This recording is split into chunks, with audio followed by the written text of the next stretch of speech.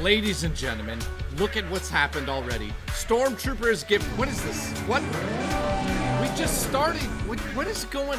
Jay's in a rude mood, lol. Now I'm just bugging you guys. Thank you, Stormtrooper. I appreciate you very much. I hope you're doing well. Thank you. There's a cat. She's got no legs. Raw Dakota has gifted a membership. Thank you very much. I appreciate you. How's everyone doing on this fine Sunday? We're going to hang out. We're going to talk about video games. We're going to talk. Let's get those on the board. How's everyone's Sunday doing? Thank you, guys.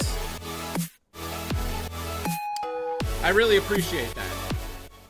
Also, I realized that music is blaring. So I'm here. Start the stream. Let's go. All right, listen. Thank you, Stormtrooper. I appreciate the support. Seriously, thank you. I don't know who you are, but you're good looking. Thank you. We got Banshee here who says, Jay's in a rude mood. I'm not in a mood. Just because you got timed out for your negativity in my chat, that's what happens. That's what happens when you're negative in my chat. You get timed out. Banshee, thank you for the $2. I'm going to be using that to get a pizza sub later tonight at 3 in the morning when I can't sleep and I have insomnia and I'm sad because I'm lonely and Raw Dakota won't come to my house and hug me or take me on a boat adventure to a romantic island where we can kiss and cuddle with his cat that's orange and his pubic hair is also orange, but no one will ever believe it until they actually see his pubic hair.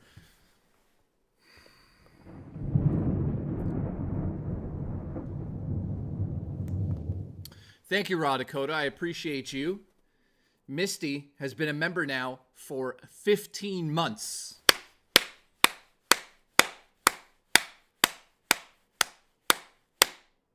Thank you. Seriously, thank you for the support. I appreciate everybody here. Today's the first stream of February. We are 16 days. We're 16 days away from my birthday. You know how old I'm going to be? You know how fucking old I'm going to be? I'm going to be old. I'm going to be old. Ow. Ah, that hurt. That actually hurt. Oh, my tits. M negative today. Subway made my sub a inch short.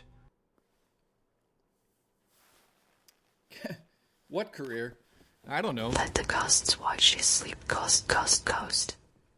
Oh, God. What the hell happened there? Listen, Mike Matei, I love you. I loved you on that AVGN show. Thank you.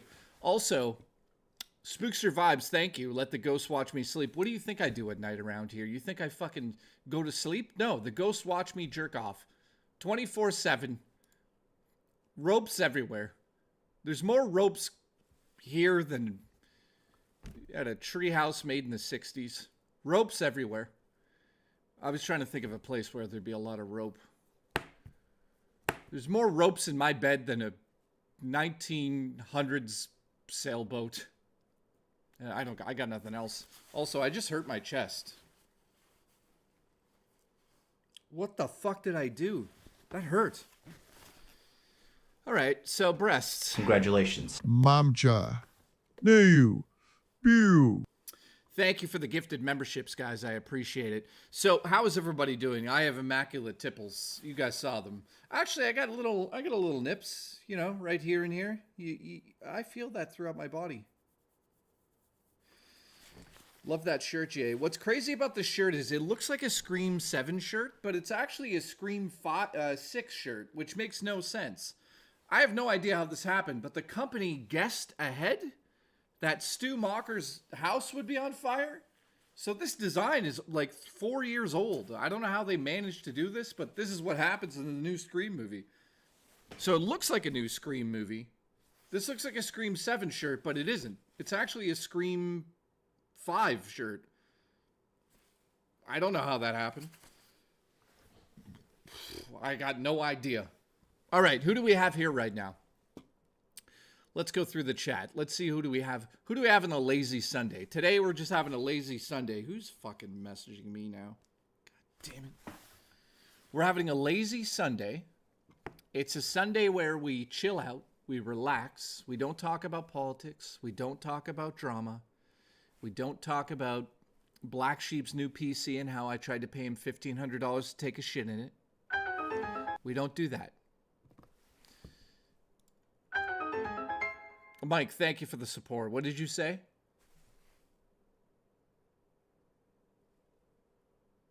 What? TTS? TTS? Are you kidding me? You got one fucking job to read out my super chats. God damn it. Here we go. Here we go. What? It won't read it. Jay has a large pink nipple. Can I handle the nipple? Yeah, I mean, you can. You could do that. You could do that. What? All of a sudden, my TTS is fucking broken. Like, what's the point of having a career right now? Absolutely. This is ridiculous.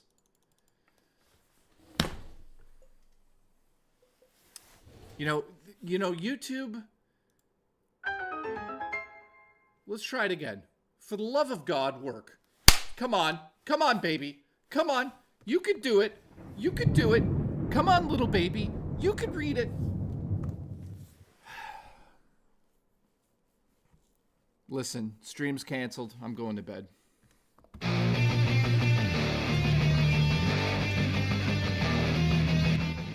All right, stream's back. We'll deal with it. What is going on with this shit? Okay, he says, I'll be in Denver visiting an old friend with benefits the weekend before your birthday. Hopefully Latina will be on the menu that weekend? What? How can this not be read out?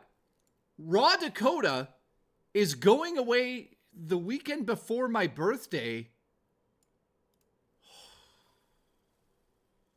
Are you kidding me?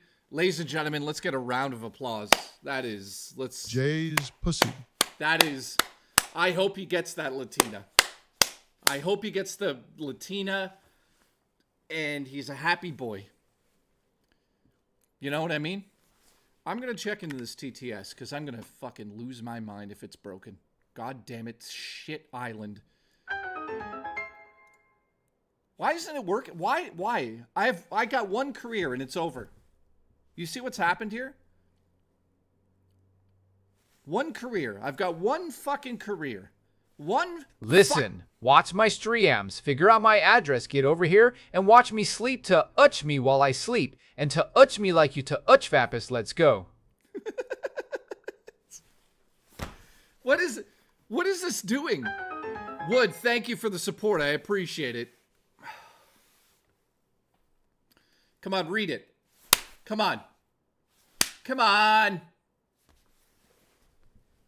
Listen, listen, hang on.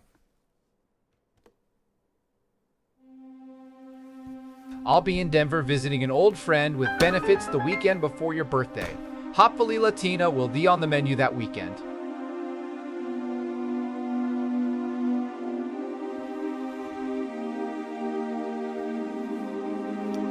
Ladies and gentlemen, the TTS has died.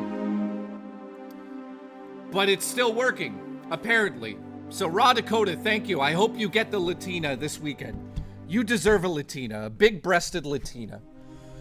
A Latina with breasts. A Latina that's gonna caress your orange hair. She's gonna look at you and she's gonna say, boy, oh boy, Raw Dakota, I'm so glad you drove here for this whole weekend. I look forward to hearing the stories of you banging this Latina. I hope this Latina is gorgeous, and I hope to see video. Congratulations. Congratulations, congratulations, congratulations. All right, so that was that. We got that out of the way. Wood, thank you, Wood, for the support. As always, I appreciate you. Jamie Lee Curtis's big breasts said, Jamie Lee Curtis doesn't have huge breasts. They're just like a little handful, you know? Just a little bit of a handful. Joe from GameSack with benefits? Listen, the only benefit Joe would have is if I was a bird and he needed to chew my food quickly. Because you know why? He's got a huge fucking mouth. And he's annoying as fuck. Sent Listen. you a soundbite. I dedicated it to you. Mamcha. Did I ask for that? Okay, let's check out the soundbite. You know, you go out of your way to give me a soundbite. Do I even ask for the soundbites? I hope everyone's doing well. You know, it's Legend of Zelda's 40th anniversary. So my question to everybody is, what are we going to get? Why isn't this... What's wrong with this computer? Okay, it's a soundbite. What is it? Let's see. Man. Fuck me and hold me. I'm cold and wet from snow.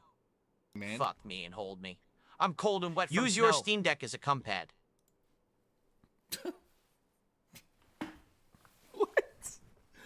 You know, it's like, it's a Sunday. We're supposed to have a chill day and hang out and play video games and talk about things. And, you know, that's what I get. That's the super chats I get. Use your Steam Deck as a cum pad. What the fuck is a cum pad? What the fuck is a cum pad? What is a cum pad? What is that? Like, can you explain it to me? What the fuck is a cum pad? You put it on the floor and you cum on it. What is that? That's it? You wash it off and you go about your day? What the fuck is a cum pad? That's what I have to... That's my legacy. When I die in fucking 3 years, that's going to be my legacy. Thank you. Are you and RTU still in the Council of Men? I don't know what the fucking Council of Men is, but I'd say no, we're not. Remember, I told you guys, no political, no drama. I'm not going near either of those things this year. So I think it speaks for itself. So no drama, no political. Do the math. 1 + 1 = 7. I looked it up. I got book learning skills and my breasts are hard in the morning. Okay? So confused, you let me know what that is. Well, don't let me know what that is. I don't want to know what that fucking is. Jade, a kumpad is on poyan. Is stummers is in a gezes on incalm. Pokashing. Pokashing. Krabashing.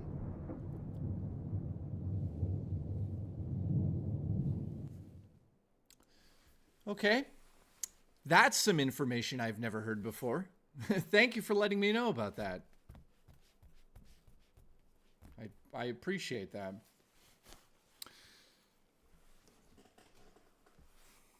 I don't know what that meant.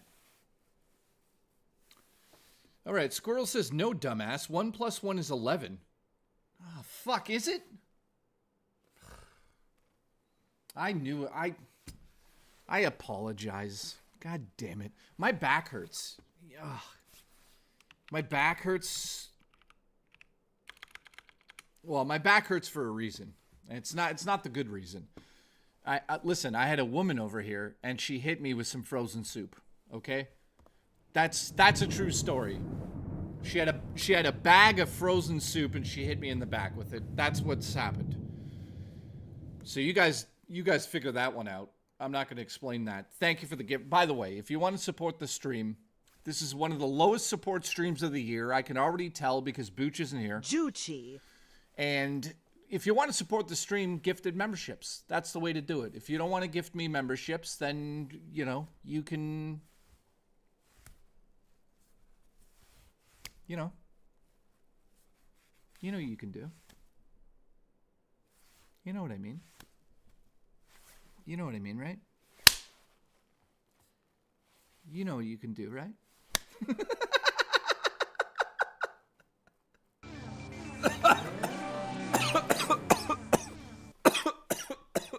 Drummer Punk has gifted a fucking membership.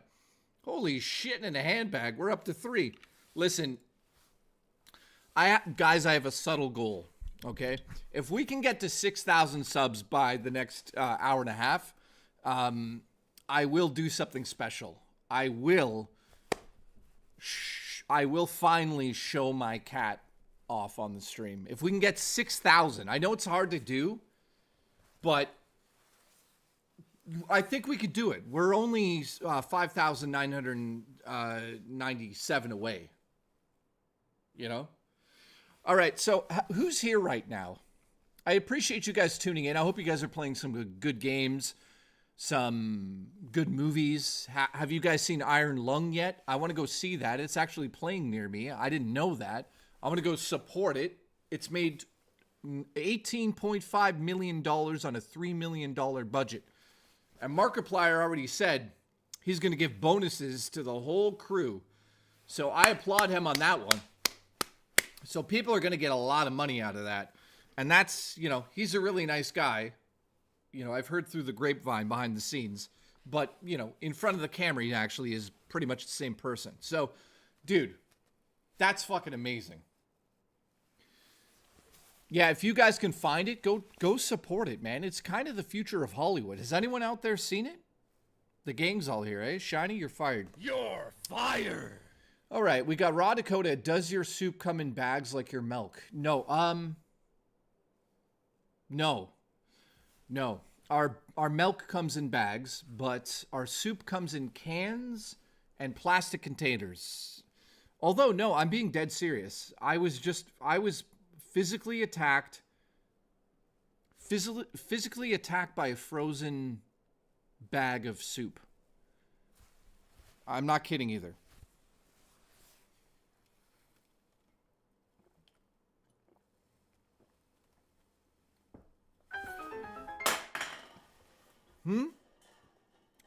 Ever get a blowy from a woman with iron lungs? Oh, I dated this girl named Dee. And holy crap. She was she was good at it. So thank you, Drummer Punk. Cream. She gave good D. Got it. I missed that. Oh, Jesus. I got some videos. You know, sometimes you got memories, right? But then sometimes you get videos. All right, so listen to this. Holy shit. Wait a minute. Wait. We only have 32 likes. What the fuck is wrong with you guys? Anyways, listen, Bram Noodles is back from the dead. Where the hell's he been? Look at this guy. Hey, Jay, have you played Tunic? No, I don't like to play shoddy Legend of Zelda ripoffs. You're fired. You show up here and bring up that crap game? No, joking aside, it's an okay game. I'll be honest with you, I can't play games like that, where they're just like literally one-to-one remakes of the same game 16 times. I get it, it's cute, and I just can't do it. So that's why, to be honest with you guys, that's why I have a hard time playing games these days. You know, a lot of the games that we play are just renditions of old games. But then again, you could just say, well, Jay, you're an idiot. Most movies are just renditions and remakes of old movies and creations from past films just put together. Like Pulp Fiction essentially is just a bunch of, I think, 8 to 10 different movies put together if you want to go and look at that. But maybe you guys can relate to this, man. When I put a video game into my system now, the problem I'm having is that I see how it's made. And I can see when they just have stolen an idea, put it in their game, married a mechanic to it, and called it brand new. I see through that now. 16 years of reviewing games online, it's hard to not see through that stuff. So it's very, very unique for me to come across a game that I would call quote-unquote original. Now, there's sometimes different combinations of games that come together that create something special. But then there's nostalgia for genre, nostalgia for different mechanics. It all comes into play. But the way I see the industry right now, unfortunately, in my opinion, is all just gluing things together and hoping it sticks. Jamie Lee's breast, $5. Thank you. So what? Yeah, exactly, Dino. That's what I'm getting down to. Marine says, okay, buddy, let's see your game. Listen, did I say I was making a fucking game? No, I didn't. So you know what you need to do? Calm your tits. So, yeah, even my movie is derivative. Everything's derivative. So the problem is everything is the same. Jay, have you beaten Tears of the Kingdom?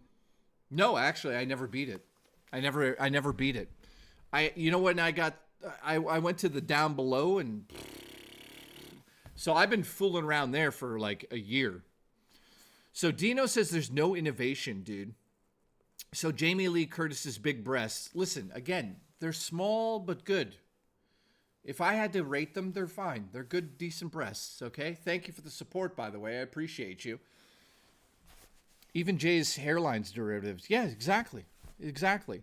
But it's what Dino said, guys. There's no innovation anymore. So what I mean by that is...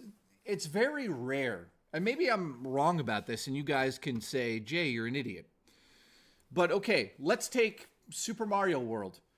You guys tell me one thing in that game that is an innovation, as they would call it, or something that blows you away, that you can't believe that they did in the game. There's nothing in that game. There's no innovation in it. It's the same game we've played, except they put it on a vanilla open world that is completely non and void of anything that's joyful. There's nothing in the open world. The only thing in that game that's cool is the Knockout Tour, but that's not rocket science. All they did was string a bunch of courses together and said, here, play this for 5 to 20 minutes.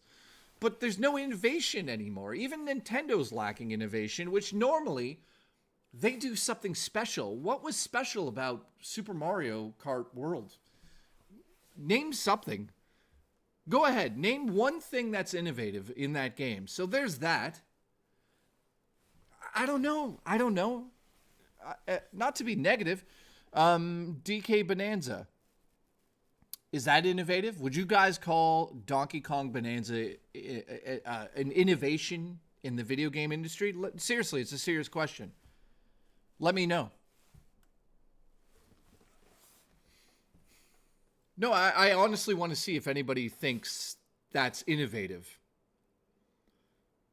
So look, even like Siegfried says no. Dino says no. Jesse says no. Does anyone else, like, I'm being dead serious right now. Is there anything in that game that you go, whoa, that's innovation?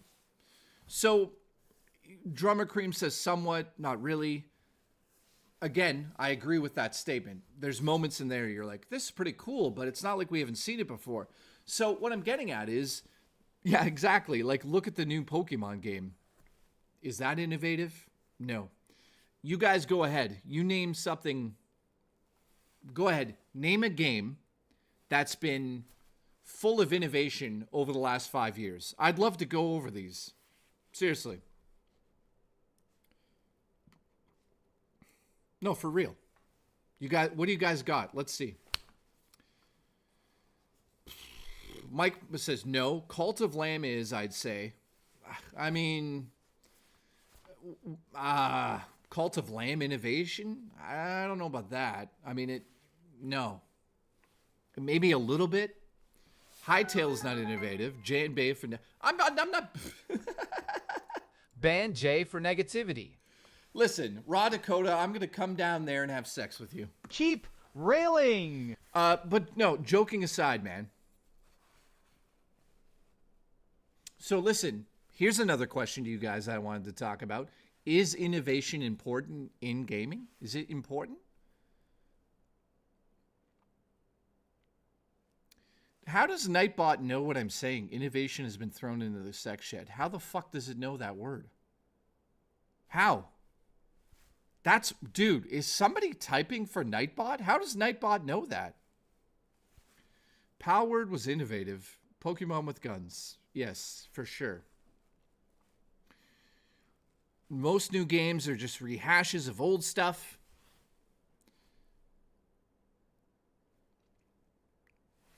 Marine says, I think that there's too much doom and gloom in the industry right now, and it just makes it unfun.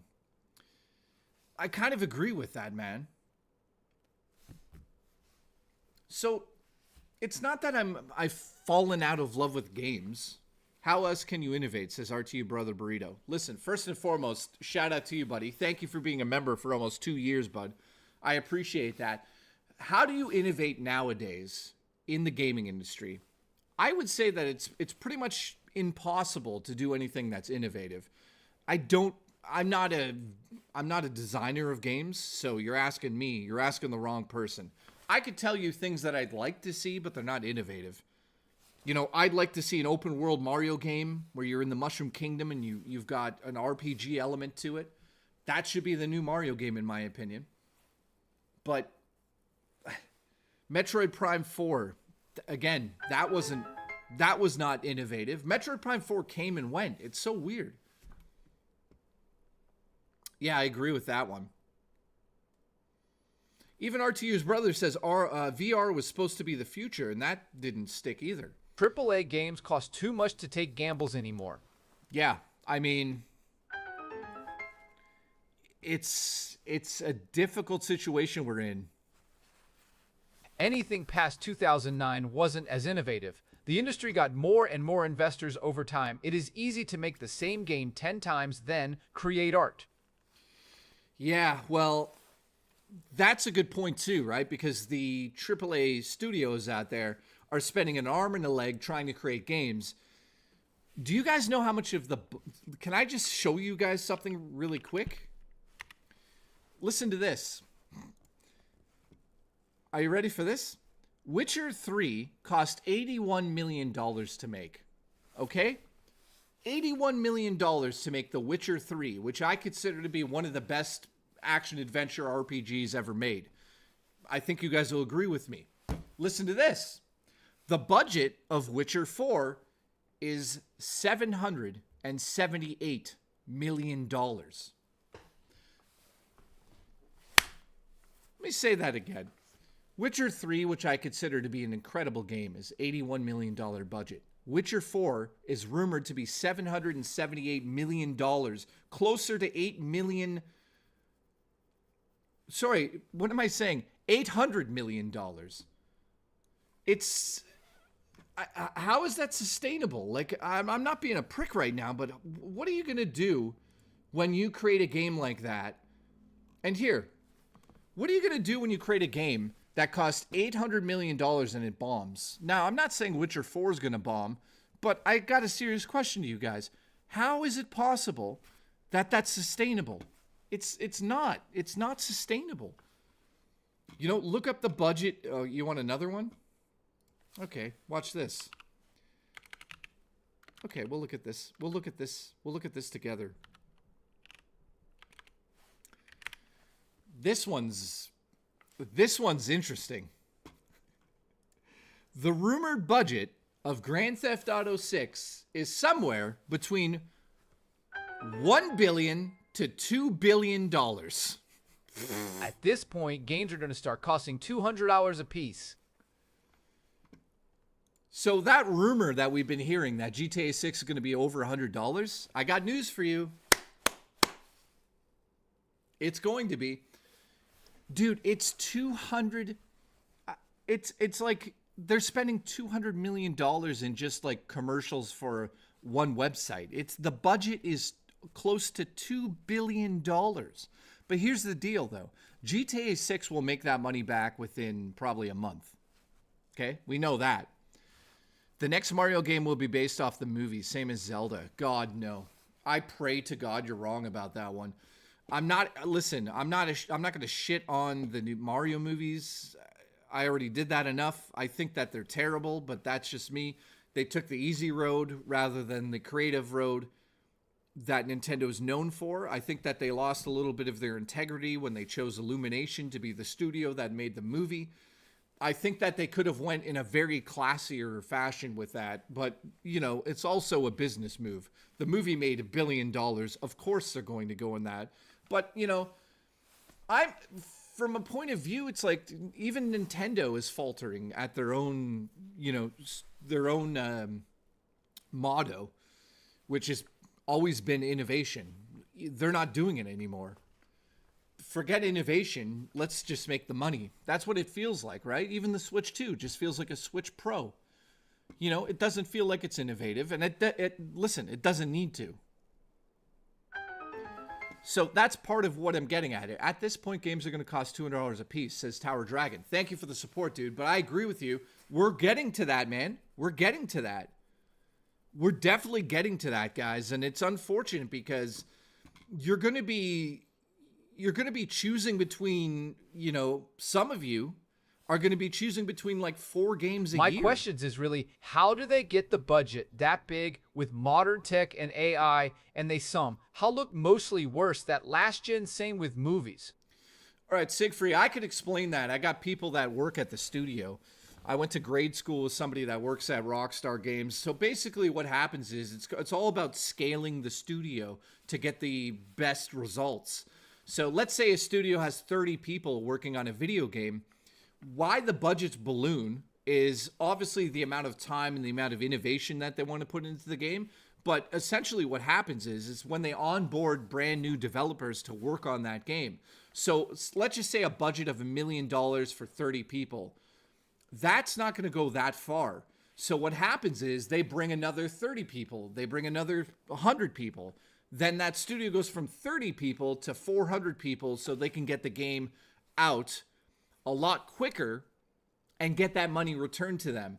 So the investments are at the beginning, and then they hope for a big payout at the end. That's how AAA studios are basically working these days.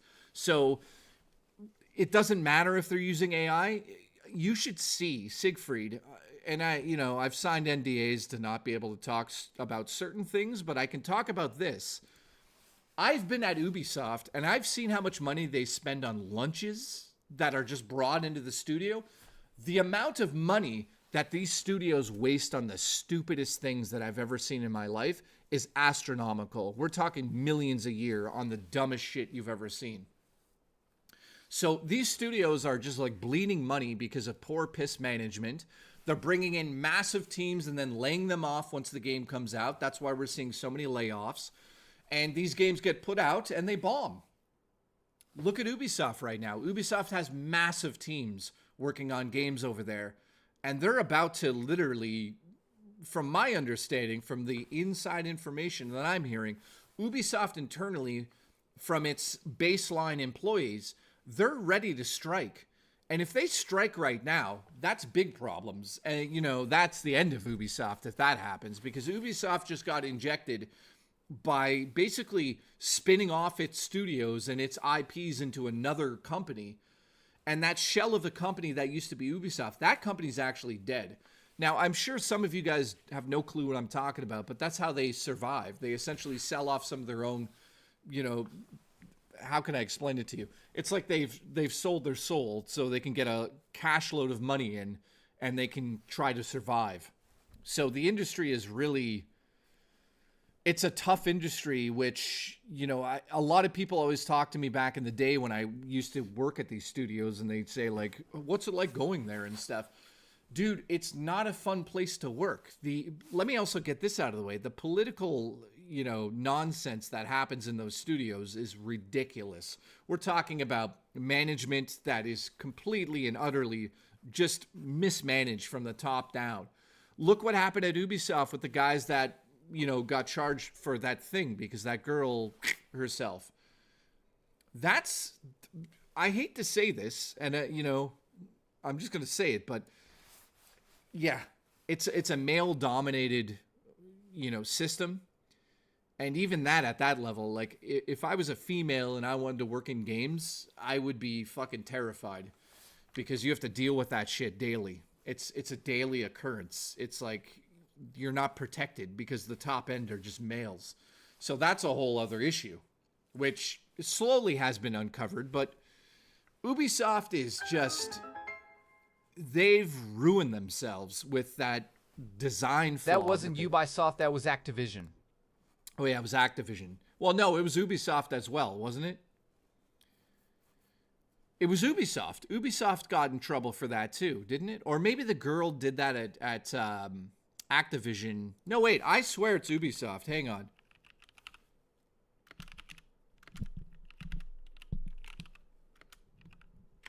Hang on, let me look.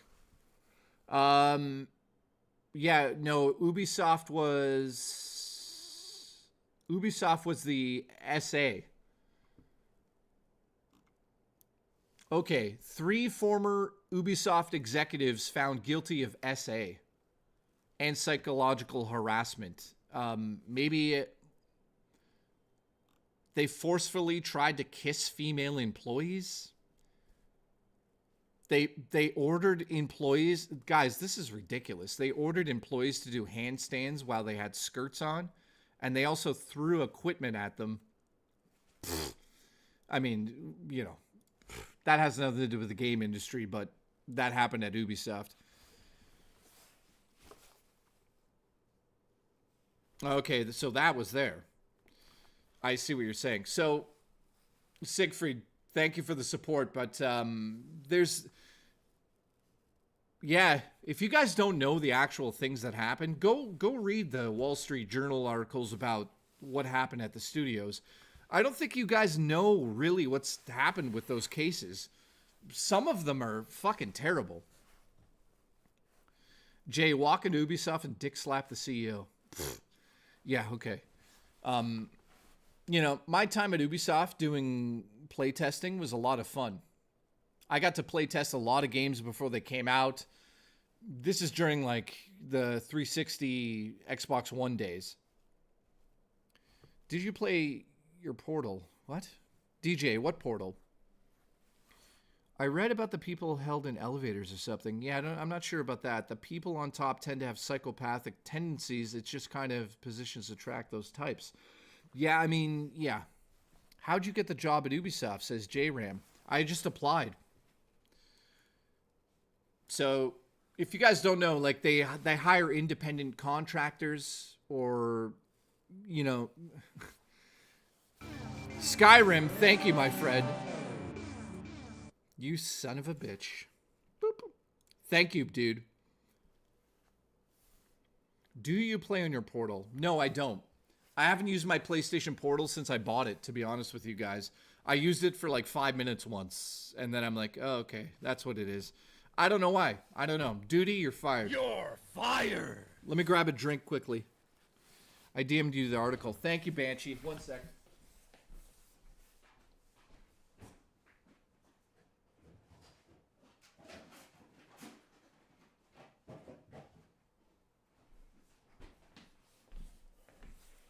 So the way Ubisoft used to get people to come into the studio would be So normally when you work at a studio like Ubisoft, you're an independent contractor that is contracted for a certain amount of time. Once the game's done, they get rid of you, right?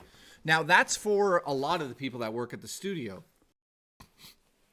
However, when you're a playtester, what they do sometimes is they have internal playtesting, but they have external playtesting. I did the external playtesting where you basically sign up, they phone you, and they're like, hey, what games are you into? You tell them, and they're like, okay, we got a game that you need to come and play. Sign this NDA, go to the studio. Here's the deal, though. What's crazy is that they don't, you know, I don't want to get into the details too much here, but you don't technically work for Ubisoft. Even though you go to Ubisoft for a couple of weeks and play a video game at the studio and then fill out forms and play test forms. I'm not a QA person. I was a playtester to basically see if the game was good. That's what I was at. So they have a camera on you, and they would have the director of the game or, you know, whatever person is in charge of putting this play session on. They would watch you, and they could watch your gameplay. And you essentially had to play the same thing over and over and over. So it was an interesting job. At times, I played a lot of the games before they were out, some of them even unannounced. Unfortunately, I never got to do Watch Dogs 2. I always wanted to do that while I was there. But I did do Splinter Cell and a bunch of... Skyrim again! We're now at 5. Thank you, guys. I appreciate that support. Thank you. If you want to support the low support, right there. I appreciate you.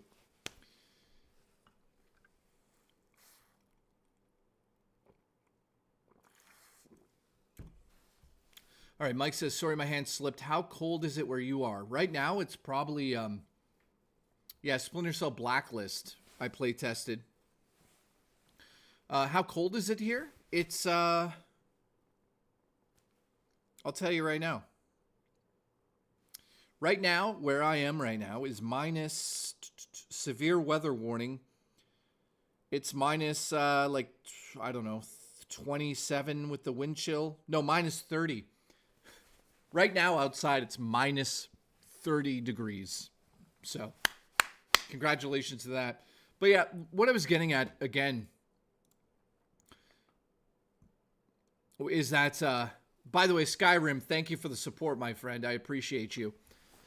What is going on? Another one?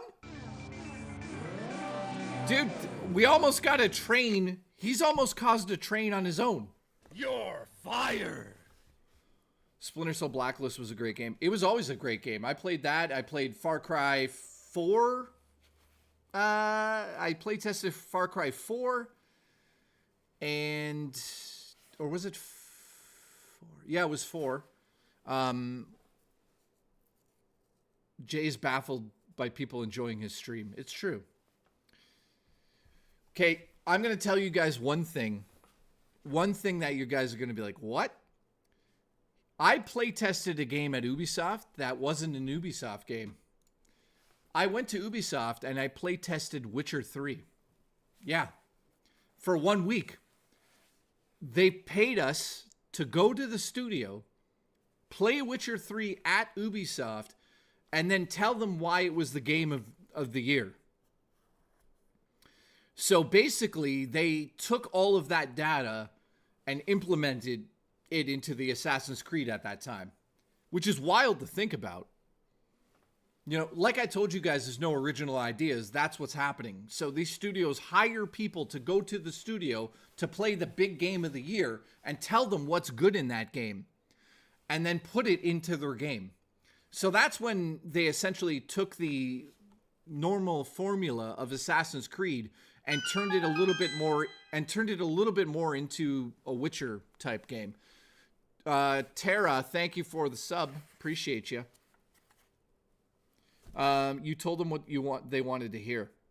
No, I never told them that. So if something sucked, I was very clear with them. So I played a couple of Assassin's Creed games before they came out, and we would flat out tell them, like, this is terrible, and you need to fix this, this, and this. So, yeah. The game is never coming out, Banshee, Vaporware. Beyond Good and Evil 2. I personally think that game has been delayed for next generation. It's probably going to be a system seller when that comes out, I'm assuming. So we'll see. At this point in time, I don't know too much about it. I know that they're still working on it. J Rim says your game sucks. You should feel bad. Fuck your mother to boot. Jay probably. No. I mean, when I was at the studios, I was very professional. I never acted like a jackass like I do here.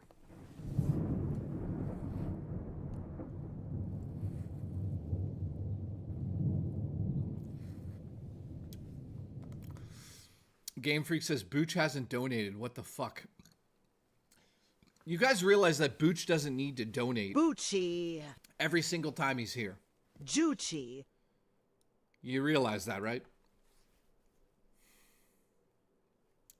Okay, Game Freak, I'm just making sure. Did they provide snacks? Hey, if you guys have any questions about what it's like to be in a studio, go ahead, ask me in the chat. I'll try to answer as many as possible. Yes, they had snacks. You know, I went to a lot of events as well at Ubisoft, and those events were fucking amazing. They would have an open bar, they'd have waiters and chefs, and they, you know, it was ridiculous. Yeah, and Booch is an ultimate legend. Leave him alone. Listen, Raw Dakota has gifted a goddamn membership. We're at 7. Listen, thank you. I appreciate you guys gifting those memberships. They're $5 and it brings somebody back to me. You know what I mean? Look at my breasts. Did you sniff Melanie Mac's crack at Ubisoft? No, I think I accidentally sniffed her ass at a hotel getting in a van. No, I was at, you're right. We were going to Ubisoft. Ubisoft was holding a live stream in LA. I can't believe I did that, man. So I got flown out to San Francisco to be in a Far Cry 4 commercial, which I was. I was in a Far Cry 4 commercial. I don't even know where the commercial aired, but I got paid to be in it. So they flew me out there, and DJ says Rich banned me for asking him to play a game. No, he did. That's bullshit. No, why would he do that? So they paid for the hotel. They paid me to be in the commercial. I went out there. I was with Pro Jared, Angry Joe, Melanie Mac, and the Completionist. We were all in the room. I don't know how this happened, but for some reason they liked me the most and Melanie Mac. They're like, we want Melanie and JKB.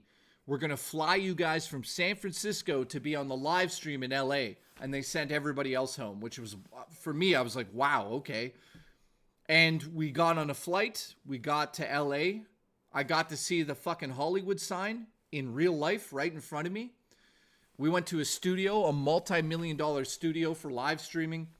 Fred Durst was there. Fred Durst was literally sitting in my stream station, which was fucking wild.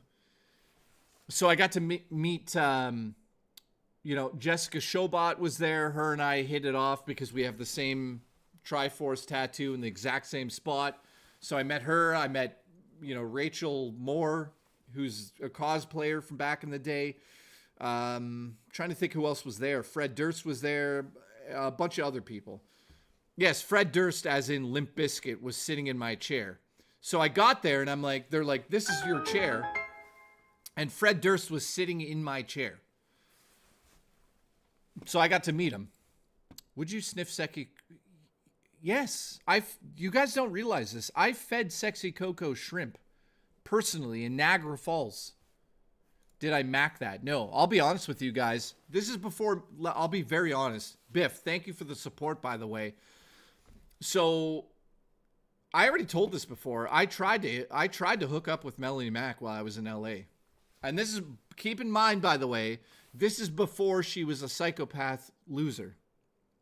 She was actually cool. I gave her my number and I'm like, hey, if you want to hang out later, give me a call. She didn't call me. She didn't call me.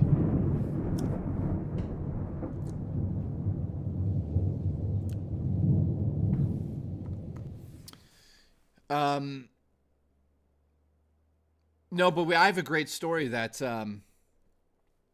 so I got into the venue. I look at my seat and Fred Durst is sitting in my seat. So I go over to Melanie and I'm like, hey, Mac Attack, tell me that's not Fred Durst sitting in my streaming station. And she like looked over. She's like, let's look up his tattoos. So we looked up Fred Durst's tattoos on his neck because the guy in my chair had a big beard. And I'm like, that's fucking Fred Durst in my chair. She's like, let's look it up. So we looked it up to get, what the hell? Sidewinders? What in the shit? Love the peen, love the stream. Hello, Listen, Master Peen. Stream, NJ. wait, why am I fucking from Scotland? Wait a second. No, Showbot was married at the time. Let's get Hello, Master Peen. Stream, NJ. What the fuck is that? Why do I have the accent? Anyway, Sidewinders, I love you. Thank you for the various melons. I love you. Jessica Showbot is drop dead gorgeous in real life. So I'm like, that's Fred fucking Durst. So we looked it up. He had the same tattoos as I had. So I'm like, I'm going to go talk to Fred Durst, who's in my chair. So I get over there, and there's this kid sitting in my chair next to him. I didn't even notice. And I'm looking, I'm like, hey, guys. And Fred Durst is like, hey, man. And I'm like, hey, big fan, listen to you, you know, as a kid growing up. I appreciate the music. He's like, thanks, man. And I'm like, so what are you guys doing here? And this is a real, I can't believe this is real. His son, Fred Durst's son's probably 14 years old at the time. He's got long hair and pimples all over his face. And he's like, Fred goes, oh, I was invited with another guy. Who cares? And I'm like, okay, I know that guy as well. And Fred's like, oh, no, we're checking out the new Assassin's Creed. And he's like, what are you doing here? And I'm like, oh, well, actually, you're sitting in my streaming station. I'm from 3 Kilobytes, JKB. I swear to God, guys, this is real. And I know that you guys always go, Jay knows everybody. This can't be all real. And then, you know, I have proof of all of these things. Why would I make any of this up? Fred Durst's son turns and goes, oh, I know who you are. You review video games. Fred Durst goes, oh, is this the guy that reviewed the Medal of Honor game or something? I don't remember what it was at the time. Aries, thank you. And his son goes, yeah, it is. And I'm like, holy shit, you know me? He's like, yeah, I watch your show. I watch your reviews. Fred Durst followed me on Twitter. I don't even think he's on Twitter anymore. Fred Durst followed me on Twitter after that. I DM'd him and I was like, nice to meet you, man. And we should do something together one day. He's like, yeah, I stream on Twitch. Let's do a Twitch stream together. Never happened, but holy shit. Aries EMS, thank you very much, my friend. Aries EMS has gifted a membership. We're now at 8. We're at 8. See that right there? We're at 8. Let's put that up there. There. We're now at 8. Look at that. Congratulations. Thank you. Appreciate the support. That's too big. That's desperate. Guys, is this too much? Should I make it smaller? Should do it smaller. Okay, we'll do it smaller. Sound test, how are you, man? I haven't seen you forever either. Aries EMS, thank you, dude. Really appreciate the support. Thank you. Calm down, DSP. Listen, Grandma Lover, I'm going to come to your house and make you pancakes. Low support stream. Jay will be living in the van down by the river soon. Raw Dakota, thank you for supporting my stream, my friend. I appreciate you big time. You're fired. Listen, we got Raw Dakota to play Hightail for exactly one night. And then he said, fuck this shit. And he left. He abandoned us. And I was upset. So there's that. Aries says, all good, low support. Thank you, dude. There's a lot of... This is a very... By the way, you do it at 1 a.m. Dude, no, I was there earlier. What are you talking about? So, Fred Durst is in my chair, right? So here's another thing that... another little story. I think we were playing Assassin's Creed Unity at the time. And there was 200,000 people watching this live gameplay. This was during an E3 event, I believe, or maybe I'm wrong about that. I don't remember. But there was like, they kept telling us, oh, first they said there's 75,000 started, and then 100,000. And then by the time I started playing, by the way, I played live with all the other people, Melanie and Mac. I ran in rooms and killed everybody in that game. That was amazing. But here's the kicker of that story. They told us to not really fool around with the props because they were actually from a museum, and they had rented them out. So they said, do not do anything stupid with the weapons. There were swords on set. So I had a Twitch connection there. Somebody from Twitch was there, and they said, I dare you to grab one of those swords and feed me a piece of cheese live on the air. And I said, no nuts, I'll do it. So I grabbed one of the swords that we were not supposed to touch, and I put a piece of cheese on the end of it while we were going live. They were throwing it to us. They were like 5, 4. And I grabbed that sword and held it up to his face. He grabbed the cheese off at the intro there. And boy, oh boy, holy shit. Nobody gave a shit. And people loved it. They laughed. It was great. It was a great experience, man. I got to say thank you to one of the biggest producers at Ubisoft for inviting me out to be there. And, you know, because of that event, I ended up doing a lot more events. Ubisoft hired me to host. Yeah, you guys don't know about this stuff. You guys like story time. So I get a phone call one day and they're like, hey, Jay, you're a loudmouth. And I'm like, why, thank you. They're like, can you go down to a bar downtown Toronto and host an Ubisoft tournament? It wasn't something major or whatever, but it was like 200 people. And I've never told this one, duty. Go fuck yourself. You're fired. So I get there. They hand me a mic, and I have to host an event for 4 hours. It's gameplay, and I'm like, oh my god, what have I gotten myself into? They paid me they paid me really good money, though. I got paid pretty good money, man. I think I get paid about $750 for 4 hours. Not bad. Thank you, Ubisoft. You can't pay me that anymore. Congratulations. You should do reviews more then. DJ says I should do reviews. I don't know, man. I kind of... I'm obsessed with these Vicks things, by the way. It helps me breathe. I honestly... I can't look past the fact that video games are essentially the same thing over and over and over. So it's difficult for me to review a video game. You know? It's really difficult for me to review games nowadays because I see through them. Unfortunately, I hope that doesn't happen to you guys where you I'm not going to say it because you'll start to see them that way. And when you start to see video games kind of like paint by numbers or the way they're designed, then it's an issue. For those who don't know, how big was JKB back in the day?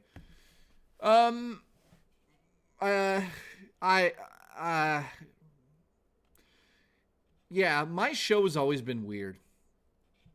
I would say in Canada, we were in the top 3 on YouTube throughout all of Canada in video games. We were in the top 3 consistency for like at least 4 or 5 years. So to some of you, that's not a big deal. It's like, wow, in Canada. But in Canada, that was a big deal. That got us involved with tons of stuff. I got a phone call once from the Canadian Video Game Awards, and they said, we know your show and we want you on the show. So we actually got to be on national TV across Canada. That was our first major break. So that was wild, you know? That was a big deal, man. But I think how big did it get? I got to the point where I was known as a host in Canada, and Cineplex, which is a massive theater chain in Canada. I don't know how many there are now. There's probably like 400 or 500 of them. Like massive theaters. I got to be a host on the screen. He was a 7-inch, but he got smaller with age. Thank you. Whatever happened to Michelangelo, says Littlefoot. Yeah.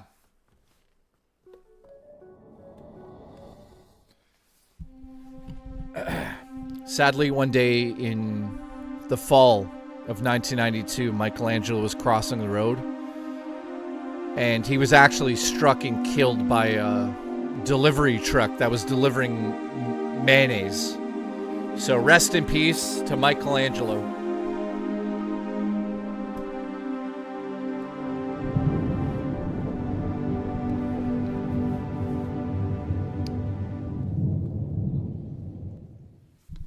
He's fucking dead. All right. How's the book going? Dude, this book is amazing. He became a... yes. What happened to Michelangelo? He turned into... Why do I have so many people watching right now? I know that's a weird question, but there's 170 people right now. Listen to my audience, as I call them. I appreciate you guys, seriously. While I have you all here right now, thank you. This year is going to be a lot of fun, trust me. As soon as the snow melts, listen, fuck you, snow. As soon as the snow melts, we're going to do back to hiking and doing adventuring. I'm looking forward to it.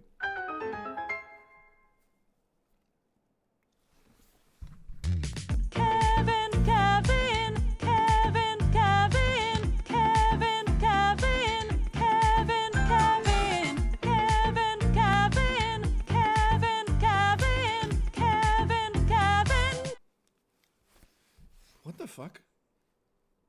Oh. Hi, Kevin. Jay. Do you still like gaming? Yeah, absolutely, man. I absolutely love gaming still. I think again, I already explained it earlier, man. It's difficult to be excited about games. I know I'm not the only one in the chat, man. Like to stream or you're fired. You're fired. That guy's gay. Thank you. Why is everyone saying Kevin? What is the fucking Kevin thing? Is that a reference to Home Alone? Home Alone? I don't know. Catherine O'Hara. Yeah, I know. Catherine O'Hara passed away. It's terrible, man. Oh my God. Raw Dakota for real? God damn it.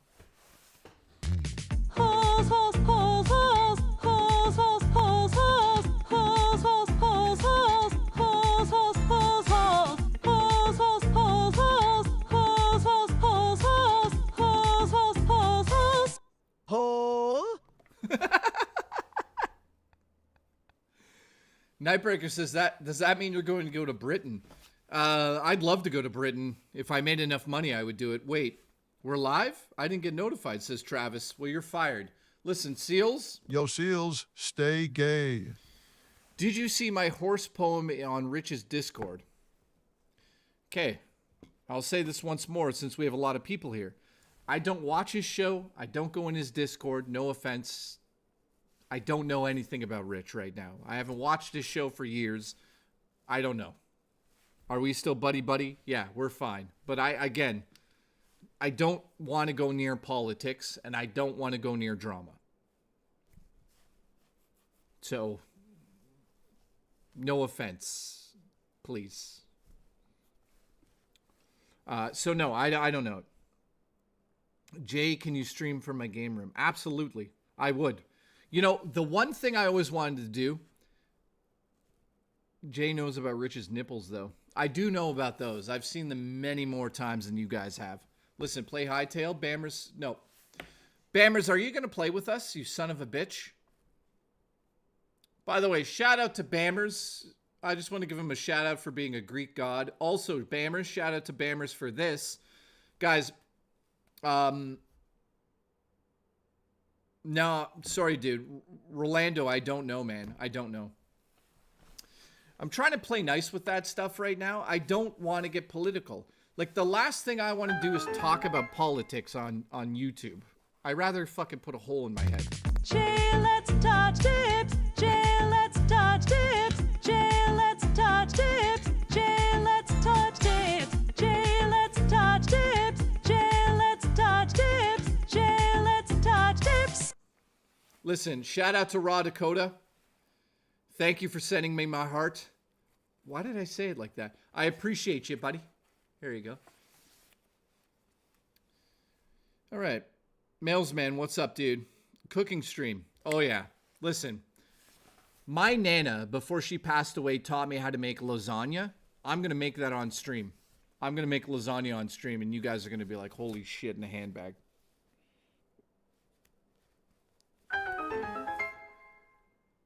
Wood, I don't know if that's going to work. The camera's in? The camera's been on the whole time. Cypher, you son of a bitch. You're fired. I will. No, I've been meaning to make, so here's some of the food I'm going to make on stream for you guys. My JKB's Ultimate Nachos, which have 5 different cheeses. I'm making it. Lasagna. I don't know why I took a pause there. I'm going to do it. And some of you will appreciate this one because you love the smell of fish. I'm going to make baked salmon. Baked Cajun salmon. Oh boy, is it good. Listen, Bammers,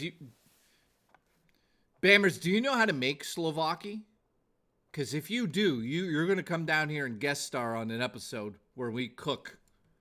Start a cooking show? No, I'm just going to do it here.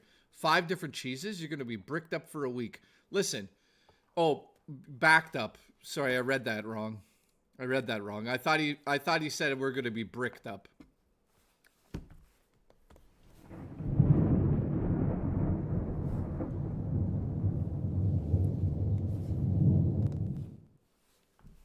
Cream. What the fuck is this?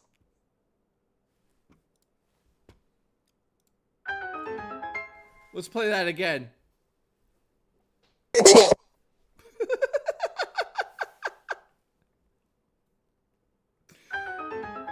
Sounds like Fuck politics. Let's talk about how Coco gassed out and ate our flight with his ass.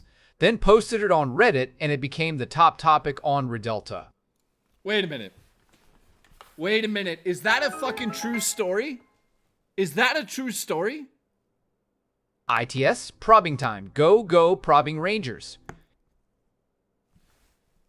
How come I don't know this? Listen, Tower Dragon, thank you for the support. Can I just say this right now? I'm still baffled by the support, man. You guys realize we're literally 17 days away from the 2-year anniversary. So I promised you guys this, and I'm going to do it. My depression's not going to stop me. I promised you guys yesterday that I was going to stream every single day except the 18th and maybe the 19th, depending on how the Nine Inch Nails concert goes. But I'm going to stream minimum 2 hours a day every single day this month. Every single day I'm streaming 2 hours minimum. Sometimes it'll go low. Sometimes it'll be 2 hours on the dot. I'm doing 2 hours a day every single day this month except the 18th and 19th. Now, the 17th is technically the 2-year anniversary, but I'm going to have to bump that a little bit. So the 17th is actually my birthday. I'm not sure if I'll be able to stream that day. We'll see. But the 18th, I'm going to be at a Nine Inch Nails concert for my birthday. So I just want to say thank you to everybody that's been watching me for 2 years now. You know, the last couple of months have been pretty shitty for me. As you guys know, I had a mental breakdown. I literally did. And I needed to take time off. So I took a lot of time off in January. Probably too much, to the point where it's really hurt me. Now, I'm not going to complain to you guys. I have enough money to pay rent and eat food. I'm not worried about that. But was it a mistake to do 3 weeks almost off in the month? Yeah, probably. So, we're getting back to it. And, you know, therapy has helped me. Drugs have helped me. Paul the Alien has helped me. Congratulations. Congratulations. So, thank you guys. Oh, God. Julie, why would you do this to me? Like any Miami Miracle Green movies. Hellcoke it is, and there's an erratic or the little abilities there do.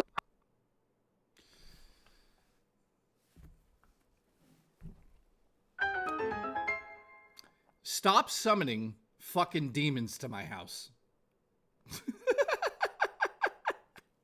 Check your Discord DMs for the Reddit link. Okay, I'll check after, guys. Or you want me to just stop the fucking show right now and we'll just read it live? Apparently Sexy Coco gassed out of flight and shit himself. I don't know. We're not doing it right now. Julie B has almost been a member now for 2 years. 23 months. Thank you so much, Julie. By the way, Julie, I don't forget. I owe you a game. I know I owe you a game. I forget what it is. Yeah, Drummer Cream, you just did. I think so. Coco is famous now. Coco's always been famous, guys. Listen, that guy that's famous on Reddit right now, I fed him a fucking shrimp right in his mouth. I did. Now, guys, listen. It's almost been 2 years. Can you guys believe that? Let's talk about that for a second. 2 years. I'm not fixing it. Tower Dragon, thank you. Don't ever fix the TTS. So I'm the reason he stink bombed the Delta flight. That could be true. Tower Dragon. Cream. That guy's gay. Thank you. Hellcat, nice to see you. So listen, can you guys believe almost 2 years ago, 18 days away, 17 days away, my birthday's in 16 days. Can you guys believe 2 years almost is the day that Rich... Wait. You're fired. Fired me. I will say this, man. The best thing that's ever happened to me in life is Rich firing me from Review Tech USA. That's incredible. Because of Rich firing me, I was able to have my own career with you guys now, who I can't believe you're still watching me. Thank you for that. But I was able to make a movie, to save enough money to afford to make my own movie. Half an hour short film that's coming out this year. I have a career with you guys. Everything happens for a reason. I can't fucking believe it. Can you guys believe this? I can't fucking believe it. How many of you have been here for 2 years now? When did I get fired? Dude, I was like the editor for Review Tech USA for like how many years? 5 years? So yeah, let me know in the chat. I want to see who's here. A generic white male says 2 years here. Yeah, dude, man. Crazy. Mateo, thank you. Miss says, dude, you were the heart of that show. Thank you. I appreciate you saying that. What's your favorite video you edited for Review Tech USA? My favorite video I ever edited. You guys don't realize that can you believe this? The reason why we got to 1 million subs was because Rich and I made a pact and we said we're going to do 3 videos a day and we'll do it for as long as possible. Guys, we did that for like 6 months. I edited 3 videos a day for 6 months straight. And we didn't miss a single beat. Dude, the amount of subscribers coming in was insane. That was absolutely insane.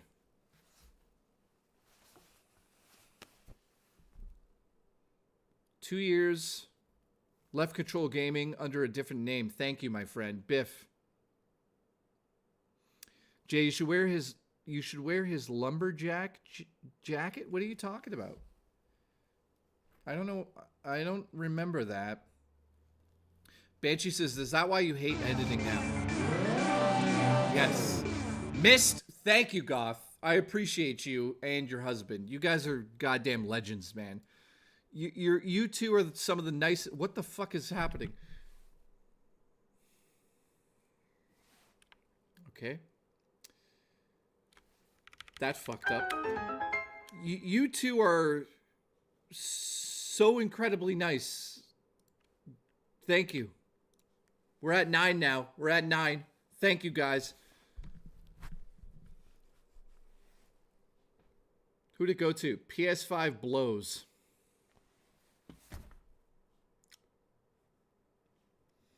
Yeah, so I don't like editing anymore, guys. I don't like it at all. I think that the problem with editing nowadays is like you could just do it with AI. You know, I don't know if Rich has a new editor or not. I have not watched a single news video that he has done.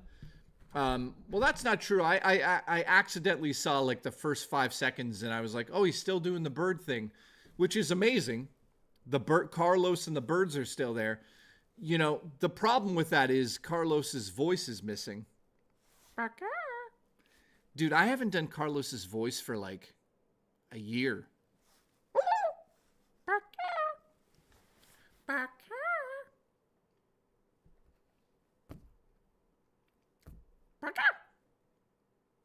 License out the voice to him.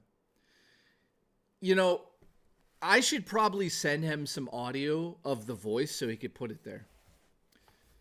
Hellcat says, still crazy he deleted the channel. Don't get me started. Boy, oh boy. Wouldn't it be cool to be able to go back and watch some of those classic episodes? It sucks he did that, but it didn't belong to me. So it is what it is. You know, I think now it's 2 years later, you guys know like what I brought to that table. And I appreciate every single person that has said thank you and they appreciated the work that went into that show. Thank you guys. Do the voice and ask for residuals.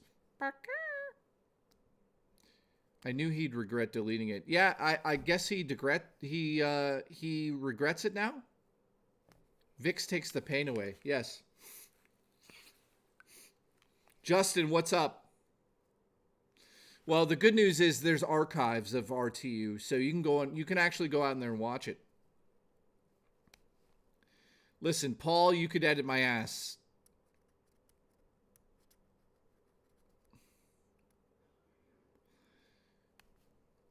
Yeah, Satan, I don't know. I haven't watched, dude. 2 hits? Dude, this Vic stuff is glorious. So, listen. Here's something I wanted to ask you guys. Rich is political. Yeah, I mean, of course he's political. Yeah. And I don't online, don't... Guys, first of all, I'm in fucking Canada. I have no say what happens in the States, nor do I have a reason to care. The only reason I'd ever really care is if it was affecting you guys, and it is affecting you guys to a degree, but I mean, if you just turn off the TV, it just disappears. Now, is that an answer to that? No, absolutely not. But what I'm getting at here is, though, I'm in Canada. I have no reason to get political. He said Alex Jones was right. Okay. The Dreamcast guy soup story was legendary. Dude, I wish we still had those streams. I wish we had those, man. So I wanted to ask you guys, what is the one other YouTube show you watch? Other than me and people I know. Is there anything else? Yeah, Travis, that's exactly what's going to happen. Just start Fallout 5 for everyone in real life. Absolutely. Turn off the TV, turn it on, Alberta's gone. I know.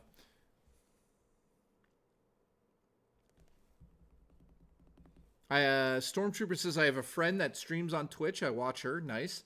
I watch, what is it? It's Only Alex or something? Nice. There's a few. What do you guys watch other on YouTube? I'm curious. James frickin' Reviews. Never heard of that. Spawncast. Nice. Webs. I was on the Spawncast once back in the day.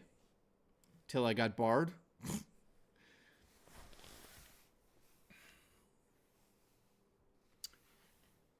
You watch Angry Joe, Proximity Chat, Analog Den, Nerd Nest. I've never heard of some of these, man. Papa Meat. I know Papa Meat. Politics can eat my asshole. Politics can eat my asshole. Politics can eat my asshole. Politics can eat my asshole. Politics can eat my asshole. Politics can eat my asshole. Oh, oh, oh. Drummer Cream. Cream. Thank you for the support, man. Listen, thank you for the super chats, guys. I really appreciate it. You know what's crazy? Once I started streaming again here, back to normal, I'm noticing my voice. Hang on, actually, I'm going to fix this. I'm noticing I'm straining my voice. So let me just get something here.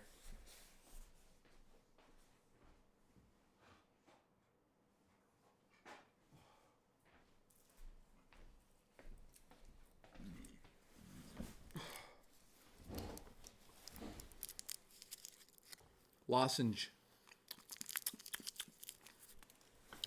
So, can you guys guess what my favorite YouTube show is? I'll give you guys a hint. Ready? Well, let you guys guess, and then I'll give you a hint. Oh, God. He guessed it already. My favorite YouTube show is... Oh, my God! Dude, I love it. Jay, as a personal favor to me, take off your hat. Nope. Not for that amount of money. You up that money a bit more. Keep going. What, and also, what kind of fucking perverted question is that? Or demand is that? What are you gonna do? Shoot a load because I take my hat off? What's that about? Jay is bolding. Yep, I have guys, I'm 45 fucking years old. I have a receding hairline. Congratulations. Congratulations. No shit. No shit. No shit through a rolling fucking donut. Welcome to getting old. Bro, I'm broke and locked out of work. What do you mean? What happened? What happened? Locked out of work? What? You're 45, you look 32. Well, thank you very much. I appreciate that. If you want to come get some photos of me, go to another website.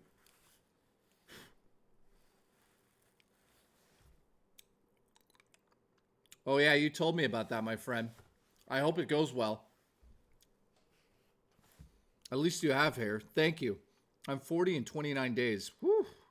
Red Letter Media is my favorite YouTube show, by the way. If you guys have never watched Red Letter Media, holy shit in a handbag. Boy, oh boy, do I love that. Mateo, you can. Holezilla, how are you, my friend? You should probably ask someone more like how many people are all sub to? What do you mean? What? You should probably ask something more like how many people are we all sub to? Oh, I see what you're saying. I see what you're saying. Fat Electrician is my favorite show. What is that? Is that an actual fucking YouTube show?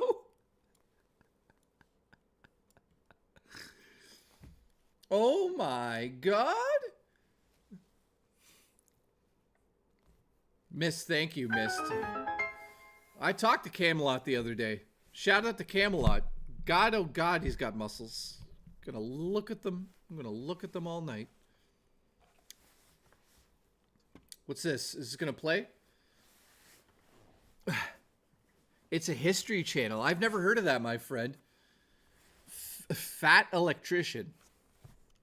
Okay.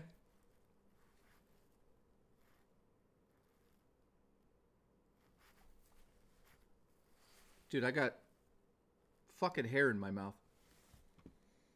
All right, is this gonna play? What the hell? Why is my TTS fucked up all the time?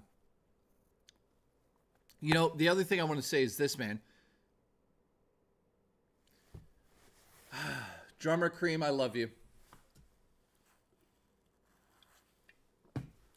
My house looks like the Spider-Man cave. Superman's cave? Nice. What happened? A fucking pipe burst?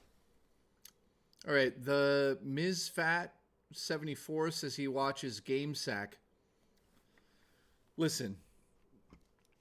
When I watch Game Sack, it reminds me of Jaws. Because Joe's got a big fucking mouth. Have you seen Joe's mouth? Joe's the only host on YouTube that could eat a whole watermelon without blinking. It's huge. He could bite a watermelon in half. Dude, I love Game Sack. Game Sack's one of my favorite shows to watch when it comes to retro gaming. It is wild. What's wild is you should see him. You should see him eat a watermelon. It's fucking, he just obliterates it. Big mouth. Lots of teeth. He does have a big mouth. Sheed says I watch MVG. MVG's, I love MG. I love him too, man. He's a good content creator. As a person behind the scenes, I don't know. I've heard things about him, but I don't know. I heard he's got an ego and he's a bit of a prick. Is that true? I'm not speaking from personal, you know. I've never dealt with him. MVG has become boring. See, I don't know, man. I haven't watched his show for quite some time, man. What retro consoles do you have in your collection, says Dave. Dave, shout out to you, man. Thank you for watching me. Oh, he's MVG's definitely a legend, man, in the community. Love him. Well, I've been playing with this.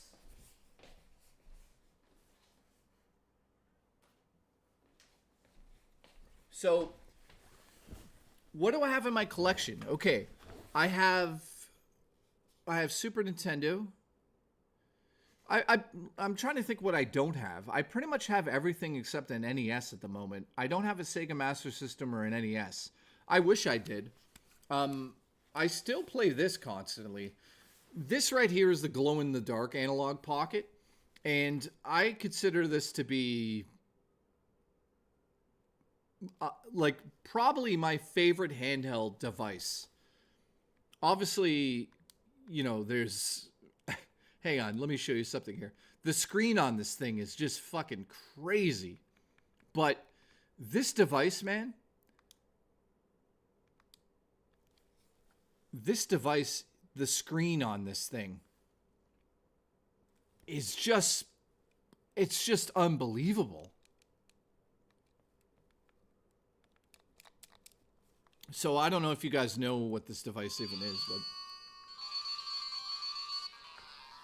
but yeah, playing retro games on this thing, man. Oh, it is, that screen is just, obviously you're not going to get it picked up here, but the analog pocket. So this is the classic glow in the dark edition. You can't, I don't think you could buy it anymore. So, yeah, I just like this for the form factor. I only own one cartridge, which, as you guys can guess, is that. You know, I'm not going to go out there and buy cartridges for this thing. I have an SD card in here. It has probably 30,000 ROMs, you know. Let's be honest. That's what's on this device. So I play the hell out of this thing. I love the weight to it. The screen's spectacular. If you guys want to get something that's going to be not just nostalgic, but actually premium, I would say this is a premium device. The screen on here is like unbelievable. So I've got that. I've got a Steam Deck. I've got all sorts of shit, man. I've got so many handhelds over the years. I'm trying to think what else I have. I have GameCube. I got all last gen, this gen, lots of stuff. But primarily, I spend a lot of time playing this thing. Also, the screen is, again, you know, I would say the only problem with this device is it kind of looks cheap because of the plastic that's used here. But this is glow in the dark.